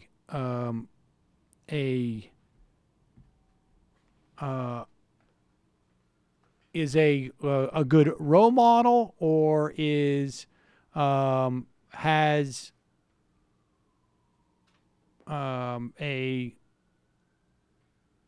a developed sense of, a mature sense of how he should perceive women. The only thing that I am arguing is that I don't believe there is any evidence that he sexually harassed anybody, that he sexually assaulted anybody, that he used his position in some fashion that was inappropriate in regards to women, and that is my argument. It's not hard to go online and see where he's being accused of being a rapist. And not hard to go online and see where he's being accused of sexual assault. And the only one who's even made a claim of that has said that it was a work of satire. And, you know, people can decide, and that, I mean, that people can decide whether or not they buy that. I don't know, but I do know that there has been no claims of this from anybody that has come out. And I've also like tried to reach out to some of the people referenced, or one of the people referenced in that passage from Ames, and I haven't heard back anything. And I mean, that's not dispositive of anything. I'm just saying that there's no evidence of that. All there is this book. And, you know, having done, you know, satire myself, it's not inconceivable to me that this could be the case. I don't know. It's not inconceivable to me. Well, it does say in the front of the book that it's a work of nonfiction with some of the names changed. So if they did make it all up, they lied to their publisher about it. But I don't think that wouldn't surprise me either, would it? Would it surprise you? I mean, like that they made it all up and said it was nonfiction. I mean, look, you know, I sent in ads. I've done all sorts of stuff, and I was never a particularly gonzo person. But in the context of like of my comedy career, I sent out stuff trying to shut down a mountain in Aspen as part of a joke, and I did faux documentaries that were, you know, explicitly supposed to be comedy, and they weren't that far. I don't know, but there's no corroboration for the story. Like, what do you think it was supposed to be a satire of? I think it was supposed to be a satire of themselves as ugly Americans. And I don't think it was, frankly, Taibbi was that involved in it. I mean, based upon like what I understand of the books and of the magazine, he was writing more of the journalistic stuff, and Ames was writing more of the gonzo stuff. I mean, I feel like I should break it down one more time what people are actually angry about. I don't think anyone is accusing Matt Taibbi of sexual assault that I know of. Really? But only like anonymous people saying it, but yeah, it's basically like comments, but nobody seriously is saying that. Like at best, they both thought that this was a cool, funny thing to joke about, and if they're like living their best lives or their gonzoist lives, that's what they would be doing, and they contributed to a culture of horrific misogyny in the media, which affected the lives of lots of human beings, including myself. So sorry if I didn't find it funny the first time around or now. Yeah, I didn't find it funny either. At worst, Taibbi, and this is what I believe, he sat there and watched Ames do all of this stuff. He watched him sexually harass his subordinates. He watched him abuse his partners, and he didn't do anything. He enabled him. So even if he's a nice guy, that's not really good enough, because guess how these guys get away with this stuff? They're surrounded by nice guys who don't care. I mean, I think that's fair. I think that's fair, and I think he's got to address that. I mean, as far as I can tell, they're claiming that none of that stuff happened. I don't know if that's true or not. That's what that Ames wrote a piece claiming that none of it happened. I don't know. Both Ames and Taibbi have made that claim, and so I think where it moves from there is what's the culture that you're perpetuating, right? Because it wasn't just in the Exile book, but it also was in that Observer article where they're basically kind of performing selling the book, but kind of performing that persona that is in the thing, right? Like that's where a lot of those quotes come. It's in the same style. So at the very least, it's a perpetuation of it. It's not sort of limited to we got swept up in the culture, like we perpetuated it. And I think that's the conversation. Yeah, basically. It's the same thing as fucking Kevin McInnes. Like when he was performing this ironic misogyny, eventually people realized there's really not that much of a difference. Like, well, yeah, but Gavin McInnes is like, this has been what Gavin McInnes is doing ongoing. I mean, there's no, you know, we're talking about 2000, and it's not like Taibbi hasn't gone on to do other things. Now, there's some people who make a comment that like sometimes he will use in his writing references that are, you know, somewhat misogynistic, but not nearly to the extent. I mean, like I think it. I think it's there's not fair even to compare McGinnis with Taibbi. Do you? I mean, yes, I do. As far as I can tell, the culture back then. I remember I was there. I came to New York in 2003, and I looked up to these people. I thought they were really cool, and I wanted them to like me. And I thought, if I want to be a journalist, that's just the kind of shit that I'm going to have to put up with. And I'm done doing that now. So, sorry. I mean, I don't. There's nothing that you're saying that I'm disagreeing with, but I don't. I mean, I don't know about Ames. I haven't followed his stuff that much. But in terms of Taibbi, as far as I can tell, at least in 2004, the stuff he was writing was just straight politics. It seems to me. No, and also to be really straight too. I mean, like I used to interview Ames on this show, and I did not know about this stuff.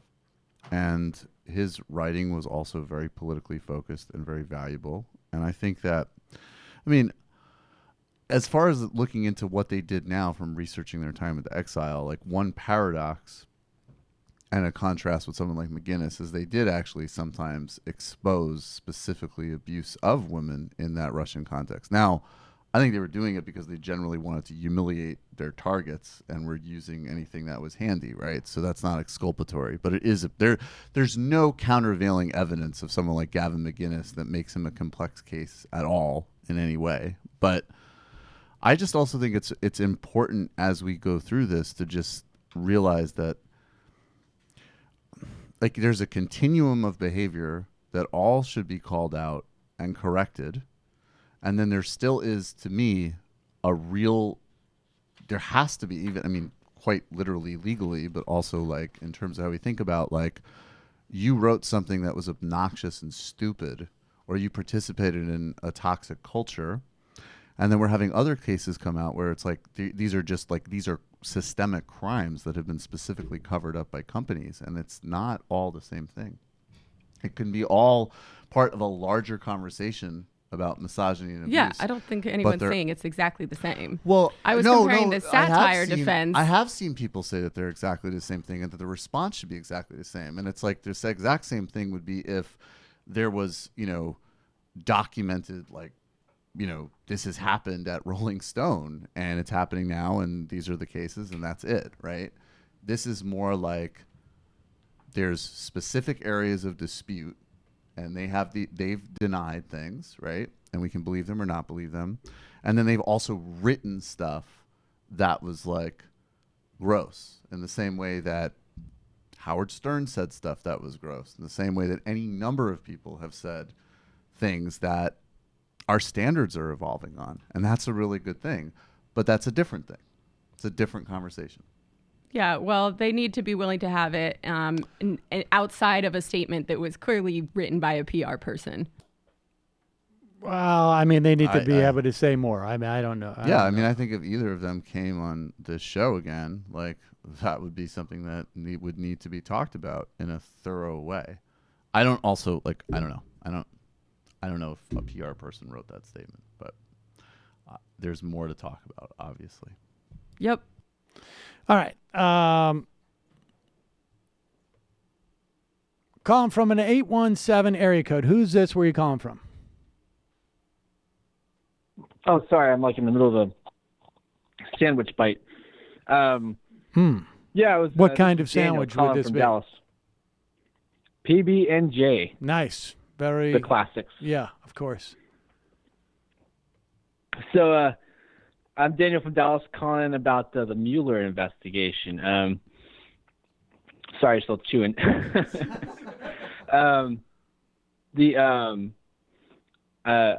really, was really excited about the indictments, but I'm a little semi let down just because, of course, disclaimer, I think that anybody who's wealthy commits a crime should be held account for that. But I was really hoping that there would be more like arrests in connection directly with the campaign activities and the political activities of the Trump administration. So having Paul Manafort arrested for financial crimes unrelated to that, I think is great, but it almost seems like it could have been a separate thing, you know? I kind of wish he'd been arrested for like some of the other things he did during the administration. I think. I mean, obviously, yeah. You should. People who commit these financial crimes should be arrested. But I would agree with you that I think Mueller's time as a special counsel will be perceived as one wasted if this ends up being the end of it. And I think it's certainly not. That's certainly, I would imagine, not the plan. I would imagine the plan is that they're going to build and go up the food chain. Essentially, this is the low hanging fruit. So, yeah, I hope that's the case. I mean, maybe they'll get into squeal on some things too. I mean, I feel like that on some level, when you talk about Paul Manafort's crimes, those are things that I'd never even heard of. But there are certain crimes that are committed, like literally right in front of us, that I think are easily arrestable. Like Donald Trump firing Comey is clearly obstruction of justice. I think you could bring an indictment against them today just based on that. There's plenty of evidence there. Yeah, I mean, I would the imagine there. I would be very surprised if they bring charges against Donald Trump. I would be shocked. I'd be shocked. I really would be. I would be shocked. Why do you think that is though? Like, because he's the president of the United States. President. I mean, I think that. Well, And I think that they would do everything they could to find a reason not to indict him and indict others around him. Maybe they will, but maybe I'm just cynical. But that would be my guess. Yeah. But I would wait. I would wait. I wouldn't. Now is not the time to make a final assessment on the arrest. That's for sure.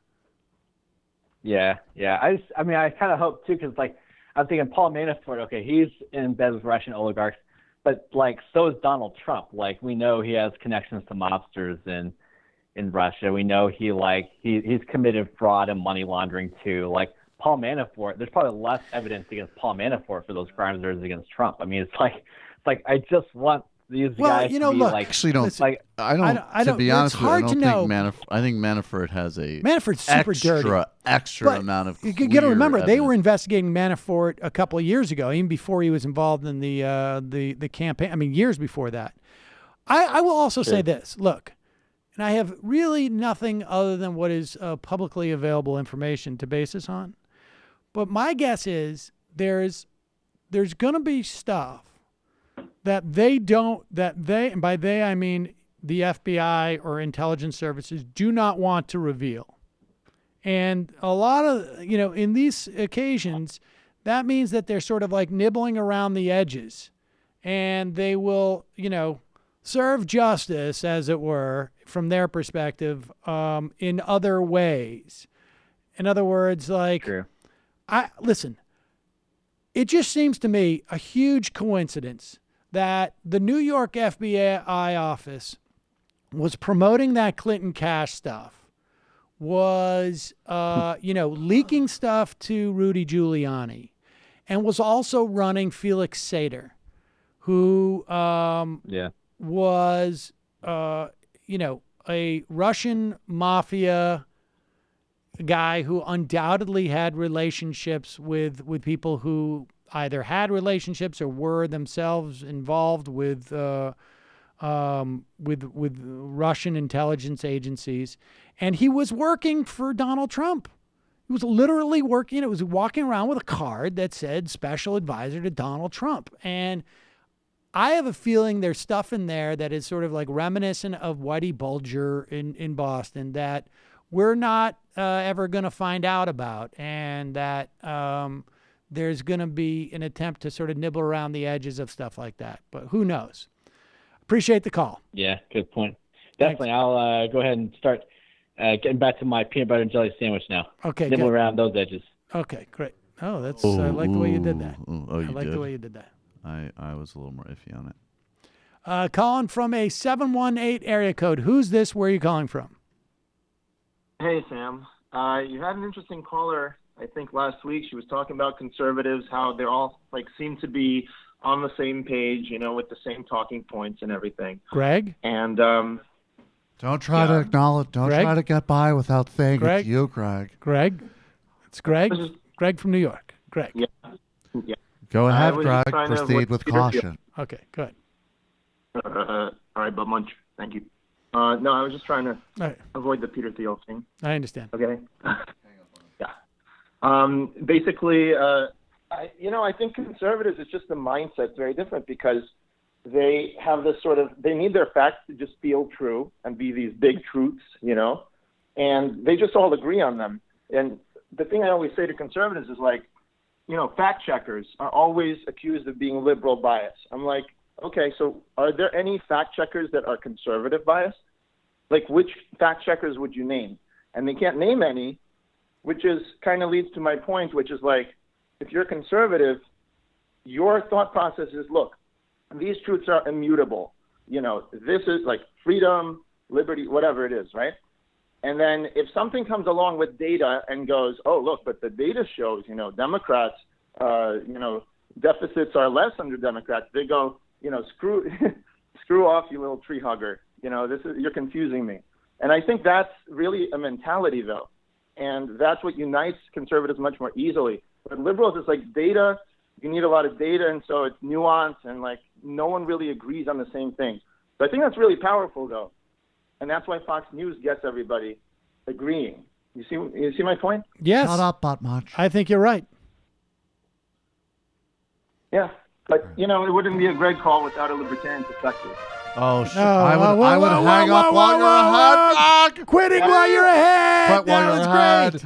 Don't try to lure I us just into gave a you the false- trumpets of saying I agree with you, Greg. Don't lure us into a And then you were false like, sense of it was almost like, complacency. How was that a libertarian perspective? no, he was going to follow gearing up on that. He was going to be like, and that's why they all have the same perspective. Anyway, Greg, you might as well call up and say, I have climbed crisis. the mountain. I've climbed to the mountaintop, and now I'm jumping off. We could solve the Palestinian crisis if you gave them jetpacks on charter schools. That was about to happen. Calling from a 352 area code. Who's this? Where are you calling from? Hello? Hey, Sam. It's Kevin from Orlando. Hello, Kevin. What's on your mind? Hey, Sam. I just want to know what your thoughts were on the Whitefish energy deal. I guess the FBI just launched an investigation about an hour ago, according to The Hill. I just want to know what your thoughts were on that. I mean, do you think anything will come out of that, or? I mean, look, and I've got it here, and I was going to go through this. People understand what the callers. Let me. I'm going to hang up on you. I'm going to address it. Okay. Okay. All right. This Whitefish deal is. I meant to get this earlier. It sounded ridiculous when it was first reported that an outfit in Montana with 2 people was going to ramp up quick enough to address the problems with the electrical grid in Puerto Rico to actually be effective. Yet they were awarded this multi-$100-million contract. And it was part of their business plan to ramp up. But the idea that they had experience, even remotely relevant experience, to ramp up on an island of 3 million people considerably some distance away from Montana and had relationships there and could fly people in and could coordinate it with 2 staff members seemed like a joke from the very beginning. And then the idea that one of them was working their Twitter feed, get into a fight with the mayor of San Juan, also sound absurd. On Friday, FEMA had significant concerns about how the contract was secured. As of today, apparently, the FBI has launched an investigation. And the governor has said, we're going to cancel the contract. 80% of the people on the island still do not have electricity. Whitefish, and this is coming from, I guess, a Washington Post piece. Whitefish Chief Executive Andrew Tamansky has extensive experience in the electric transmission business, But Whitefish has only received small contracts, records show. It's bizarre. It's bizarre. Generally what happens is you get, you have a reciprocal arrangements with electric companies. I think in Puerto Rico, the electric company had one with Florida and with New York. Because you've got two very big states who have personnel who are experienced at this stuff. You put them on planes and you get them there immediately. You don't have to go and look for 30 people here, 30 people there, or to subcontract through somebody else who has relationships with the Florida or New York or whoever it is. Whitefish Energy is based in Whitefish, Montana, which is just coincidentally, it's an amazing coincidence, the hometown of Interior Secretary Ryan Zinke. Tamansky and Zinke know one another. At least 4 times Zinke's wife, Lolita, has liked family and profile pictures uploaded by Tamansky's wife, Amanda, on Facebook. They also share a deep passion for emergency relief efforts as well. One of Zinke's sons had a summer job with Whitefish. Wow. Those two people added a third person to work for them. It was just happened to be Ryan Zinke's son. Maybe. Zinke's office said he had no role in Whitefish securing the Puerto Rico contract. Tamansky has also said Zinke was not involved. I guess we'll find out about that. That was just an amazing coincidence. Tamansky's wife, remember how we talked about two-member business? Tamansky's wife, Amanda, is listed as one of 2 managers for Whitefish Energy Holdings, LLC. She's a registered nurse. And last month, she touted on Facebook a new job she was starting as a nurse practitioner. So Whitefish is actually sort of a part-time gig. She's a for super her. high performer. However, with her as a manager, Whitefish was listed as, quote, an economically disadvantaged women-owned small business on a federal energy department contract it won in July for a small transition line repair in Arizona. The company's registered address also goes back to the couple's remote Montana home. A day after it signed the deal for the highly technical work in Puerto Rico, including using helicopters to land repair crews on transmission towers, Whitefish failed the safety audit to obtain a basic license to truck supplies on U.S. roadways. As of Sunday, the Federal Motor Carrier Safety Administration listed Whitefish's trucking license as revoked. I mean, look. I don't know what happened here, but this just sounds like something's really wrong. And I find it very hard to believe that they're not going to find some impropriety in the awarding of this contract.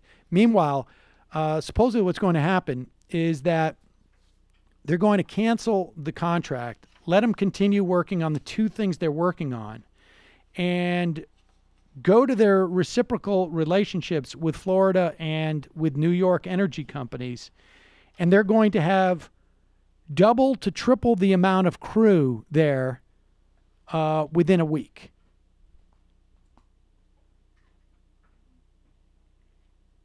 So they're anticipating that within like 6 or 7 days, they're going to be able to double or triple the number of people there. There's 400 people now. 3 weeks out, 4 weeks out, and within 6 days, they're going to have another 600 to 700 people down there. This is going to end up costing, I would imagine, at least some lives, right? 80% of the population without electricity. Unbelievable. And of course, this is like 4 stories ago, right? Like we had the shooting in Vegas. I mean, and you know what else is just really unbelievable? Is that Ryan didn't even offer me a cut. I mean, if you look at the way his cabinet has been operating, it is completely. It's just the extraction that's involved is stunning. It's kind of surprising. Calling from a 506 area code. Who's this? Where are you calling from? Hey, it's Tim from Canada, and I don't have any food in my mouth right now. Thank Okay, God. I appreciate that, Tim. How's it going? No poutine? Don't you guys eat that all the time out there? I'm not French either, so not really on my menu. But the reason I'm calling is about Bernie Sanders was in Canada about the U.S. healthcare debate on the weekend. What was he was there about what? I'm sorry, I couldn't help myself. Go ahead. About okay. He was there about healthcare. Okay. Yeah.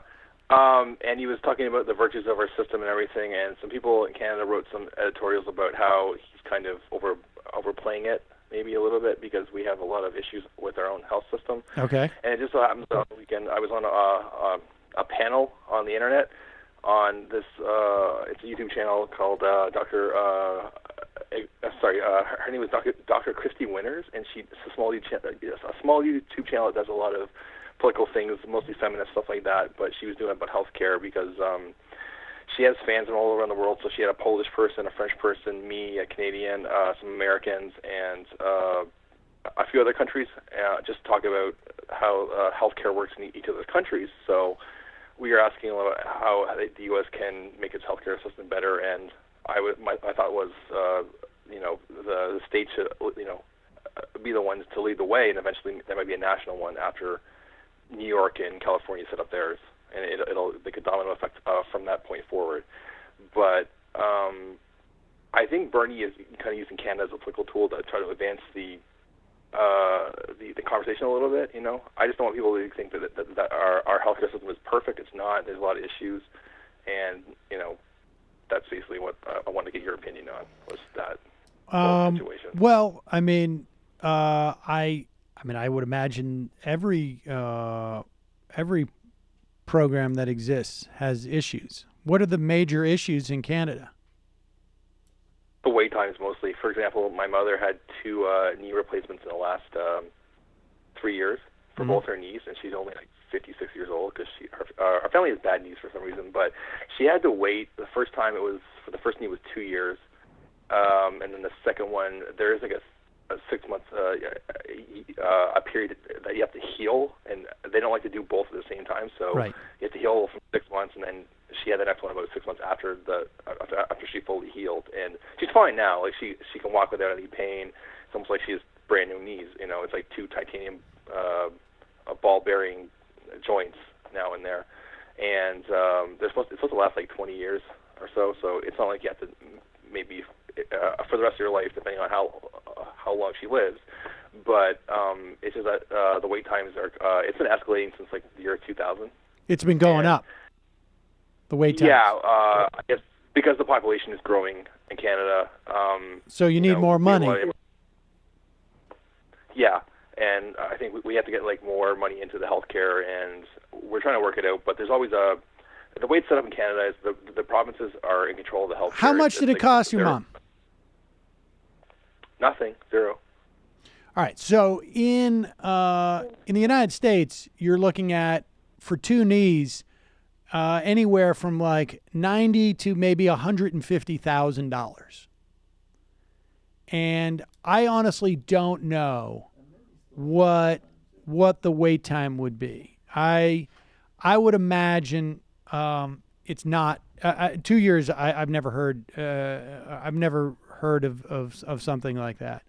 I mean, that's presuming like you have the ability to cover it. I don't know how much that is. How much insurance would cover that? It sort of depends on what you're talking about. I don't know, but yeah, it sounds to me like wait time is a problem. But I imagine if you were to, Canadian healthcare costs per capita is so significantly less than ours that I imagine if we were to expend even 3/4 of what we spend now, or if we spend the exact same amount as we spend now, but with a more efficient system, that things like wait times would be far less of a problem. That's my guess.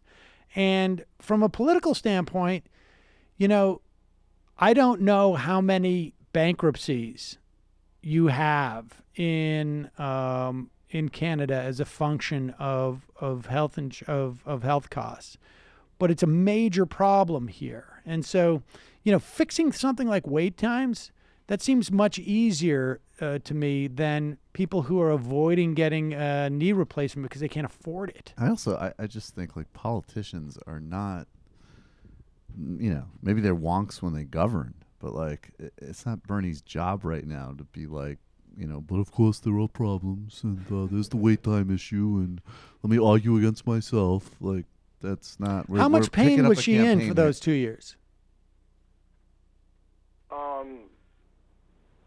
I think before the surgery, it was kind of, she had trouble, walking. She could not walk long distances versus now where she can walk almost anywhere she wants to. She takes her little dog for a walk every day, like actually twice in the morning and at nighttime.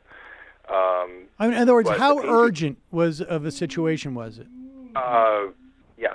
No, it wasn't urgent at all. See, one of the ways our system works is if you need let's say you need a heart surgery, like right now, or you're going to die, you get it right then and there. They bump you to the head of the line. If you need a liver, they get you a liver like right then and there. So it's not. Yeah. No one's like dying in the hospital because they have to wait. If it's if it's an imperative to have it done right then and there, then it's done. I think you're kind of proving my point about healthcare. Yeah. I appreciate. I'm a big fan of your Michael, to tell you that. Oh, he's. I didn't hear. What did he say? I think he said he's a big fan of. I'm a big fan of your impression. Oh, thank you.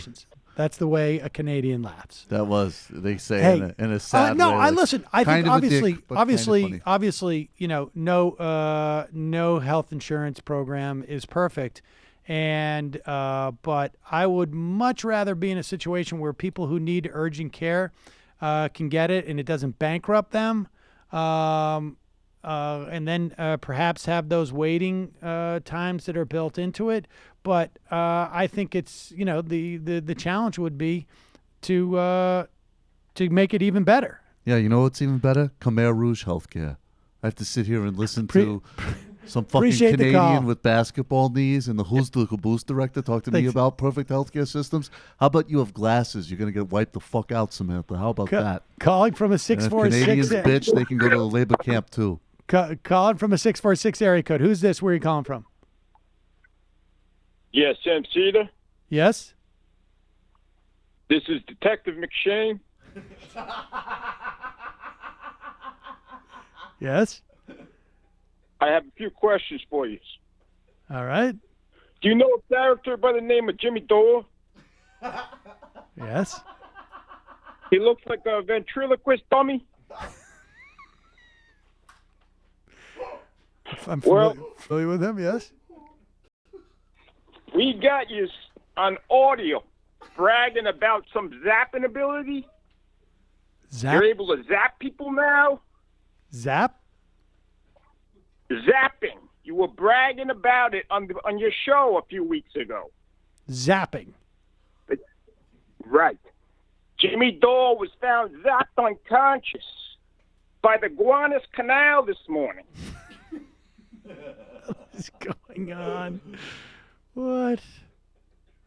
Yeah. Right. Now there's a couple of things. He said that now he wants to debate you, because after he got zapped, he started talking about that movie Phenomenon. What? He's real smart now. Yeah, Phenomenon, where he gets all that knowledge. Limitless? Is that what you're talking about? Phenomenon, John Travolta. He gets real familiar with this detective's method is very interesting. This is very creative. Yeah, well, this is like I'm a dealing with blue sky detective. Like here. Columbo. Yeah. I feel like he's going to circle back around and get me. That would be amazing. Hey, you know what? How great would that be? If it's How about debate? this? Contact my attorney. How great Click. would that be? Goodbye. That would be an amazing debate, though, if it was just like, it's funny you say that, Sam, because it reminds me of a split on the Rehnquist court in the early 19... You just got the precision. It's like, that was, of course, before Thurgood Marshall was on the court. All right, appreciate the call. You probably don't know. You know, the problem is we share the same politics, but you don't take your fucking research seriously. Gerald Kushner. Shit Kushner. about shit. George Papadopoulos was also the name of Alex Karras' character in the 80s TV show Webster. Coincidence or another Clinton plot? FRGT, why haven't you warned us that you haven't changed clocks yet and the show is 1 hour early for us Europeans now? I was not aware of it. We change them soon, though, I think. Jorge the Bad Hombre. Hey, Sam. Another Ironman, Low-Key 4191, suggested a podcast called Smart Poker Study. Wanted to say thanks to him because it's a great podcast. Anyway, Smart Poker Study. All right, I'll look at that. The one you sent me, I'm sorry. I couldn't make head nor tails out of it. I don't know how to. I couldn't do it. Anyway, perhaps an intro into poker basics might help a bit more. It's probably the last thing on your mind, so I won't message it again. Also, Reefer Cake's LaHaye song was pure gold. Billy Buckner. Loved my cup of Morning Joe with a dollop of Haley Barber and Joe reminding us of Manafort's right to innocent till proven guilty immediately after Barber's opening line of, the real news last week was the DNC Hillary funding dossier. Joe gave the obligatory, that's the big news you took away 3 times. Mindy, who we all love, should be studied for her momentary lapse to Joe. How they skate between constitutional rights and scurrilous assertions by established party leaders is effing crazy. Why is it on MSNBC? I have to read that. So many people have told me she is great. Michael's first on-air advance to Jamie. I can only guess it took so long because she is so substantive. I don't know. Billy Buckner. Ray B. Enough with the listener impressions. So bad. Cut them off. Click. Hang up. It's like impressions karaoke. Arantha. Some of them are good. Someone who lives in Missouri at the moment, everyone who I am in contact under 60 is in the camp Michael articulated. Impressions karaoke is a fun way to dismiss people's efforts, but I'm like Michael. I encourage it. Some of them are really good. Look, you have a creative process. Real J World. I had a pretty low effort costume idea myself this year. I got to wear street clothes and went as a very fine person. Just had to buy a tiki torch. That's pretty good. On the Edge, McCaskill tweeted that her husband is in ICU. As a faithful MR follower, it's pretty lonely here in rural Missouri. You keep me saying thanks. Journey Andrew.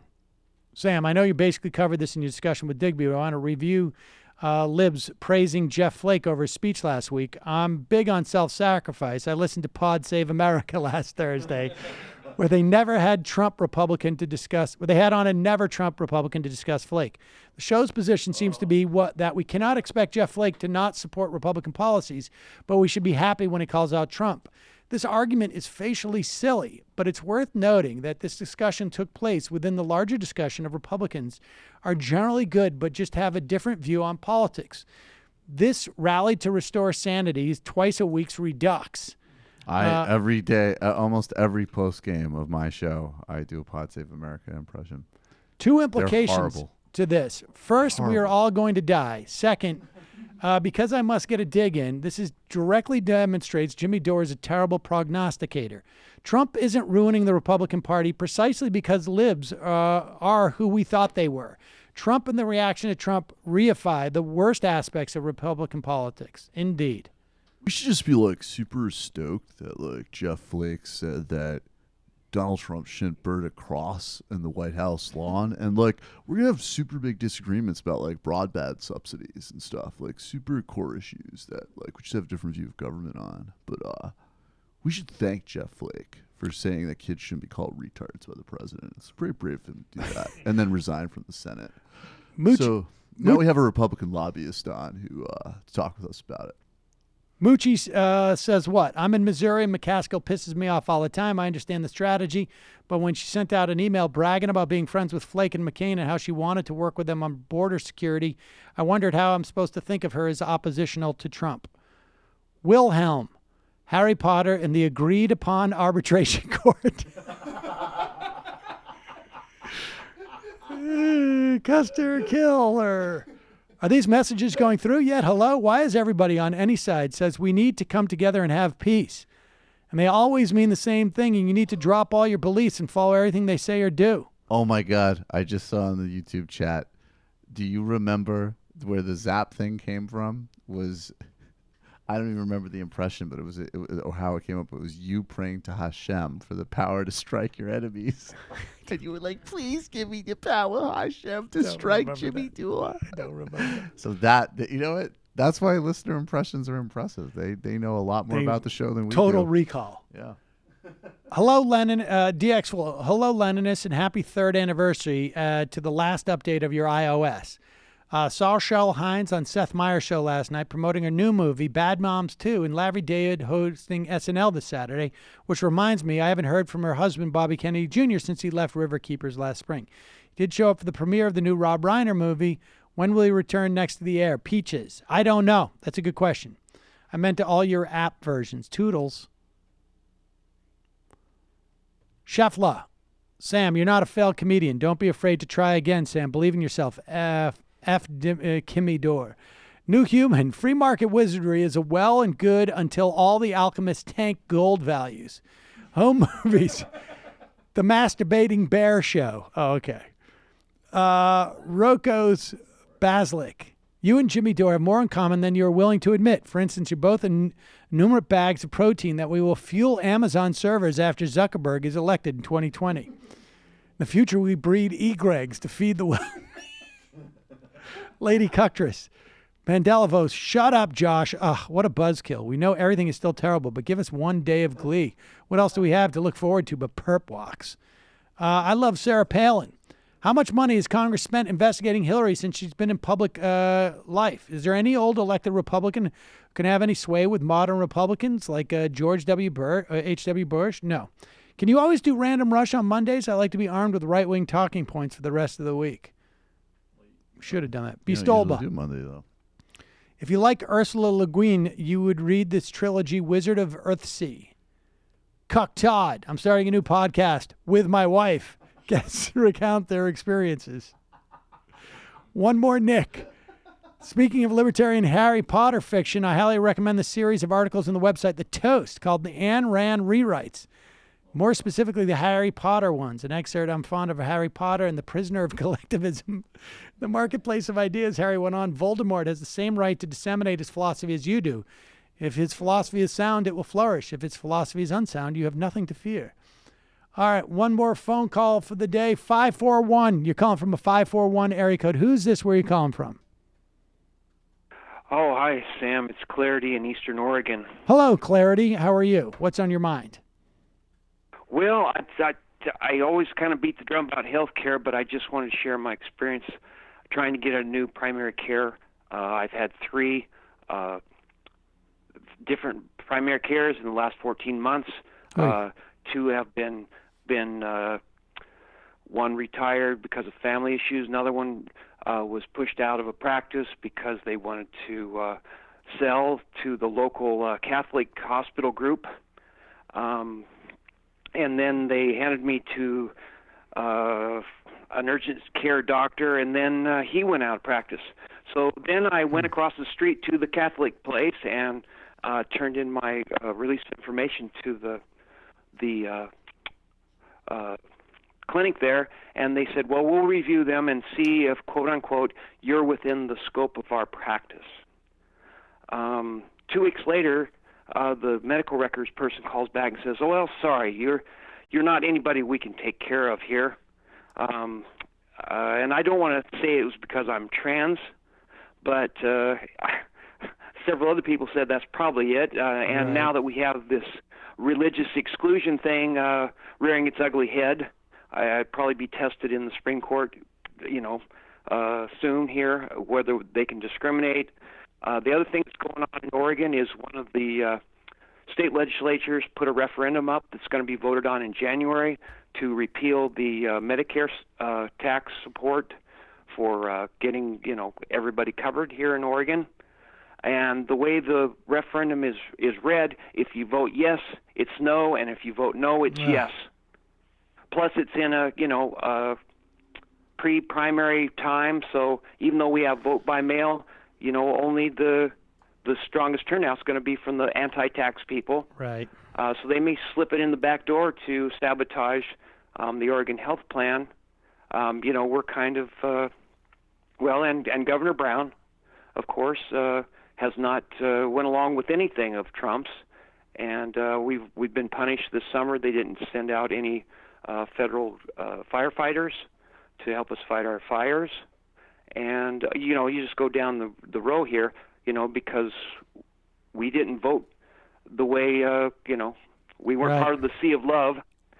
We're being punished now, and personally, on a personal level, I feel like from election day now, every day there's something that's chiseling away at what keeps me alive. I had 2 friends that died of cancer in the last 5 years that didn't have medical coverage, and by the time they did get in, they were stage 4. Right. So we need medical care for all of us, and this constant attack, and it's racial. A lot of it's racial. We don't want to cover the people of color. If it was Medicare for all white people, I think it would go through. I think you're probably right about that. House. Yeah, it would go through the House in a second. Well, Clarity, I'm sorry you're going through this, but good luck and thanks for updating us. Well, and I also wanted to say that my mental health must be getting better because I haven't been able to listen to you, Sam. It's been too depressing because you tell the cold hard truth, and it is. Trump's not going to get impeached. No, there's no way it's going to get through the House. We're not going to ever get 67 votes out of the Senate. I mean, think about that. Right. No, of course. 67 I think votes. you're right. You're right. And I think the best we can hope for is that maybe we take we see the Democrats take one of 2 houses in just at the very least to slow his roll. But hang in there. I appreciate the call. Appreciate your work too, Thanks. Sam. Have a good day. Bye. All right, no more time for calls, folks. Sorry about that. We're going to take a couple more IMs and then skedaddle. Teacher BB, Taibbi was on the media, denied that he did anything inappropriate. Modern Times. Yeah. Oh, man, Sci-Fi Talk. Please make this a regular feature. Also, Jamie's opinion on Ian Banks' Culture series. Culture series? Ian Bank? I'm not familiar with it. Negro Spiritual. By the Can you guys bushel. call Matt and put this issue to bed? Baba Booey's. 21. Question for Lek. Read Not in Your Lifetime by Anthony Summers. There's a footnote about Maurice Bishop Phillips that indicates there's more information about him in the first edition conspiracy. Question. Is that book redundant, or is there any recommendations as to where to go next after reading the Summers book? I'm not sure specific about that footnote about Bishop being David Atlee Phillips, I think is what that's about. But I would go to Gaten Fonzie's The Last Investigation after that. In a certain sense. Mainstream mafia. I find it interesting how some progressives like Jordan Sheridan will brush off Trump-related allegations like they're all made up or fantasies or minor flaws. Then they'll hype anything that has to do with Democrats, Hillary, DNC. Seriously, what is wrong with these people? Hi, this is Jordan Sheridan for TYT Politics. I'm reporting from the concentration camp Zone 3 in Trump America on a new email that was released in 2013 where a Hillary Clinton campaign staffer in the Florida office said that Bernie Sanders, quote-unquote, looked sloppy on television. This is the DNC at work. They brushed it under the rug, and this is what we're up against. Oh, the paramilitaries are coming. I need to stop broadcasting now. I think there's validity in criticizing, those that are, sort of like purportedly closer to your ideology or purportedly, your primary option to vote for if you're on the left. I think it's perfectly legitimate. I do think that there is a tendency for some people. I'm not saying it's Jordan because I don't really follow enough of his stuff to make this assessment. But I do think that there are people who have bought into a narrative and they don't want to let go of it. They can't. And I think there are some people, frankly, who bought into a narrative and they found it lucrative and they can't let go of it.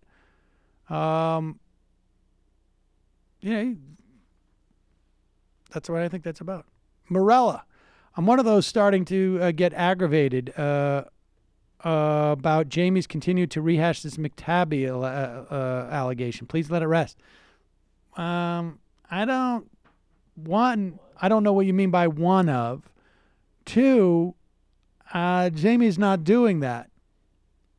And three, it's like it would be weird to let it rest at this point. I don't know. I'm just reading the IM. Not all trust funds. But here's the difference. Sam is not ignoring the story of a woman who is making an accusation.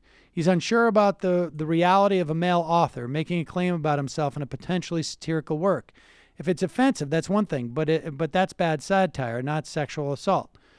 Yeah, I mean, I think that's the point that I'm making. I mean, I'm not disagreeing with that point necessarily. I would like to hear from some people who were there. I've heard from some people who know them that there might be more truth to what they said than they're saying. Here's the one thing from a person who worked there. Sorry, do you want to? Okay. Well, I was going to say we did hear from somebody who actually worked there. This is from Masha Hedberg. I worked for a brief time as an intern at the Exile while still in college, and I knew the Exile staff for many years afterwards. Matt best of all. The Exile was a legendary publication in Moscow for a time. It didn't become legendary by being genteel. Some of its stories it ran were offensive, and some of the pranks it pulled off went too far. But what the editors tried to do in the pages of the newspaper should not be confused with what the editors did in real life at the office. I would know, as I worked there during the time described in this book. The Exile offices were often rowdy, often disorderly, and quite often just plain silly, but never once did I experience or see Matt do anything or say anything that could be called even remotely disrespectful or insulting to anyone. Many parts of the Exile book from which this controversy seems to be stemming intentionally made fiction sound like facts, but those were not facts, and it's unfortunate that anyone would portray them as being such so many years later. All right, I mean, that's one person's experience. Yeah, I mean, you want to talk to every single person who's ever worked there? I mean, I think in the absence of anybody else speaking up, I mean, well, honestly, it is one person's experience. It's only one person's experience. But there's no one who's making an argument on the other side. Well, not yet. Not yet. I think and I'm it's open twofold, to it. the things that I have an issue with. It's if they actually did do this stuff that they're bragging about, that's bad. If they didn't do it and they made it all up, it's still bad because it was ineffective, bad, down-punching satire that fed into a toxic culture. And that a lot of people worshipped and took as a rule book for living their lives. Fair enough. Including a lot of people that I had to deal with back then. Fair enough. I mean, I don't think anybody's praising it as good satire, but that's different from. Well, people are I've already been accused of not understanding satire multiple times. Well, all right, that's fine, but I mean, also, it's like if you Google this, you can see faces sexual harassment furor, detailed female employees for oral sex, face sexual harassment. These are. I don't think there's any evidence of sexual harassment. Yeah, well, I guess we'll see if anybody else decides to talk about it. Definitely. And I mean, But that's not really the hill I want to die on in this particular conversation. All right, let's go to the IMs. Born Blue. Taibbi was asked about the book when he appeared on the media. He did claim The Exile was parody and nothing was true. Also, contritely apologized for putting the content out there. Accept his apology or not, that's another matter. Yeah, I mean, I'll listen to it. Gezi Park. I second New Kelly's recommendation. Reading The Dispossessed deserves to be held aloft next 1984. In a break with the dystopian tradition of political fiction, Le Guin explores how we might actually go about changing society rather than just warning us about how bad it can get. As for the Taibbi issue, if you can find issues of the exile, which I can't anymore online, I think you'll find that it was more dedicated to pure misogyny and borderline pornographic pictures of their own conquests than to political analysis. That doesn't prove anything. There's no question the exile is a viciously misogynistic publication that kind of said exploiting women is okay.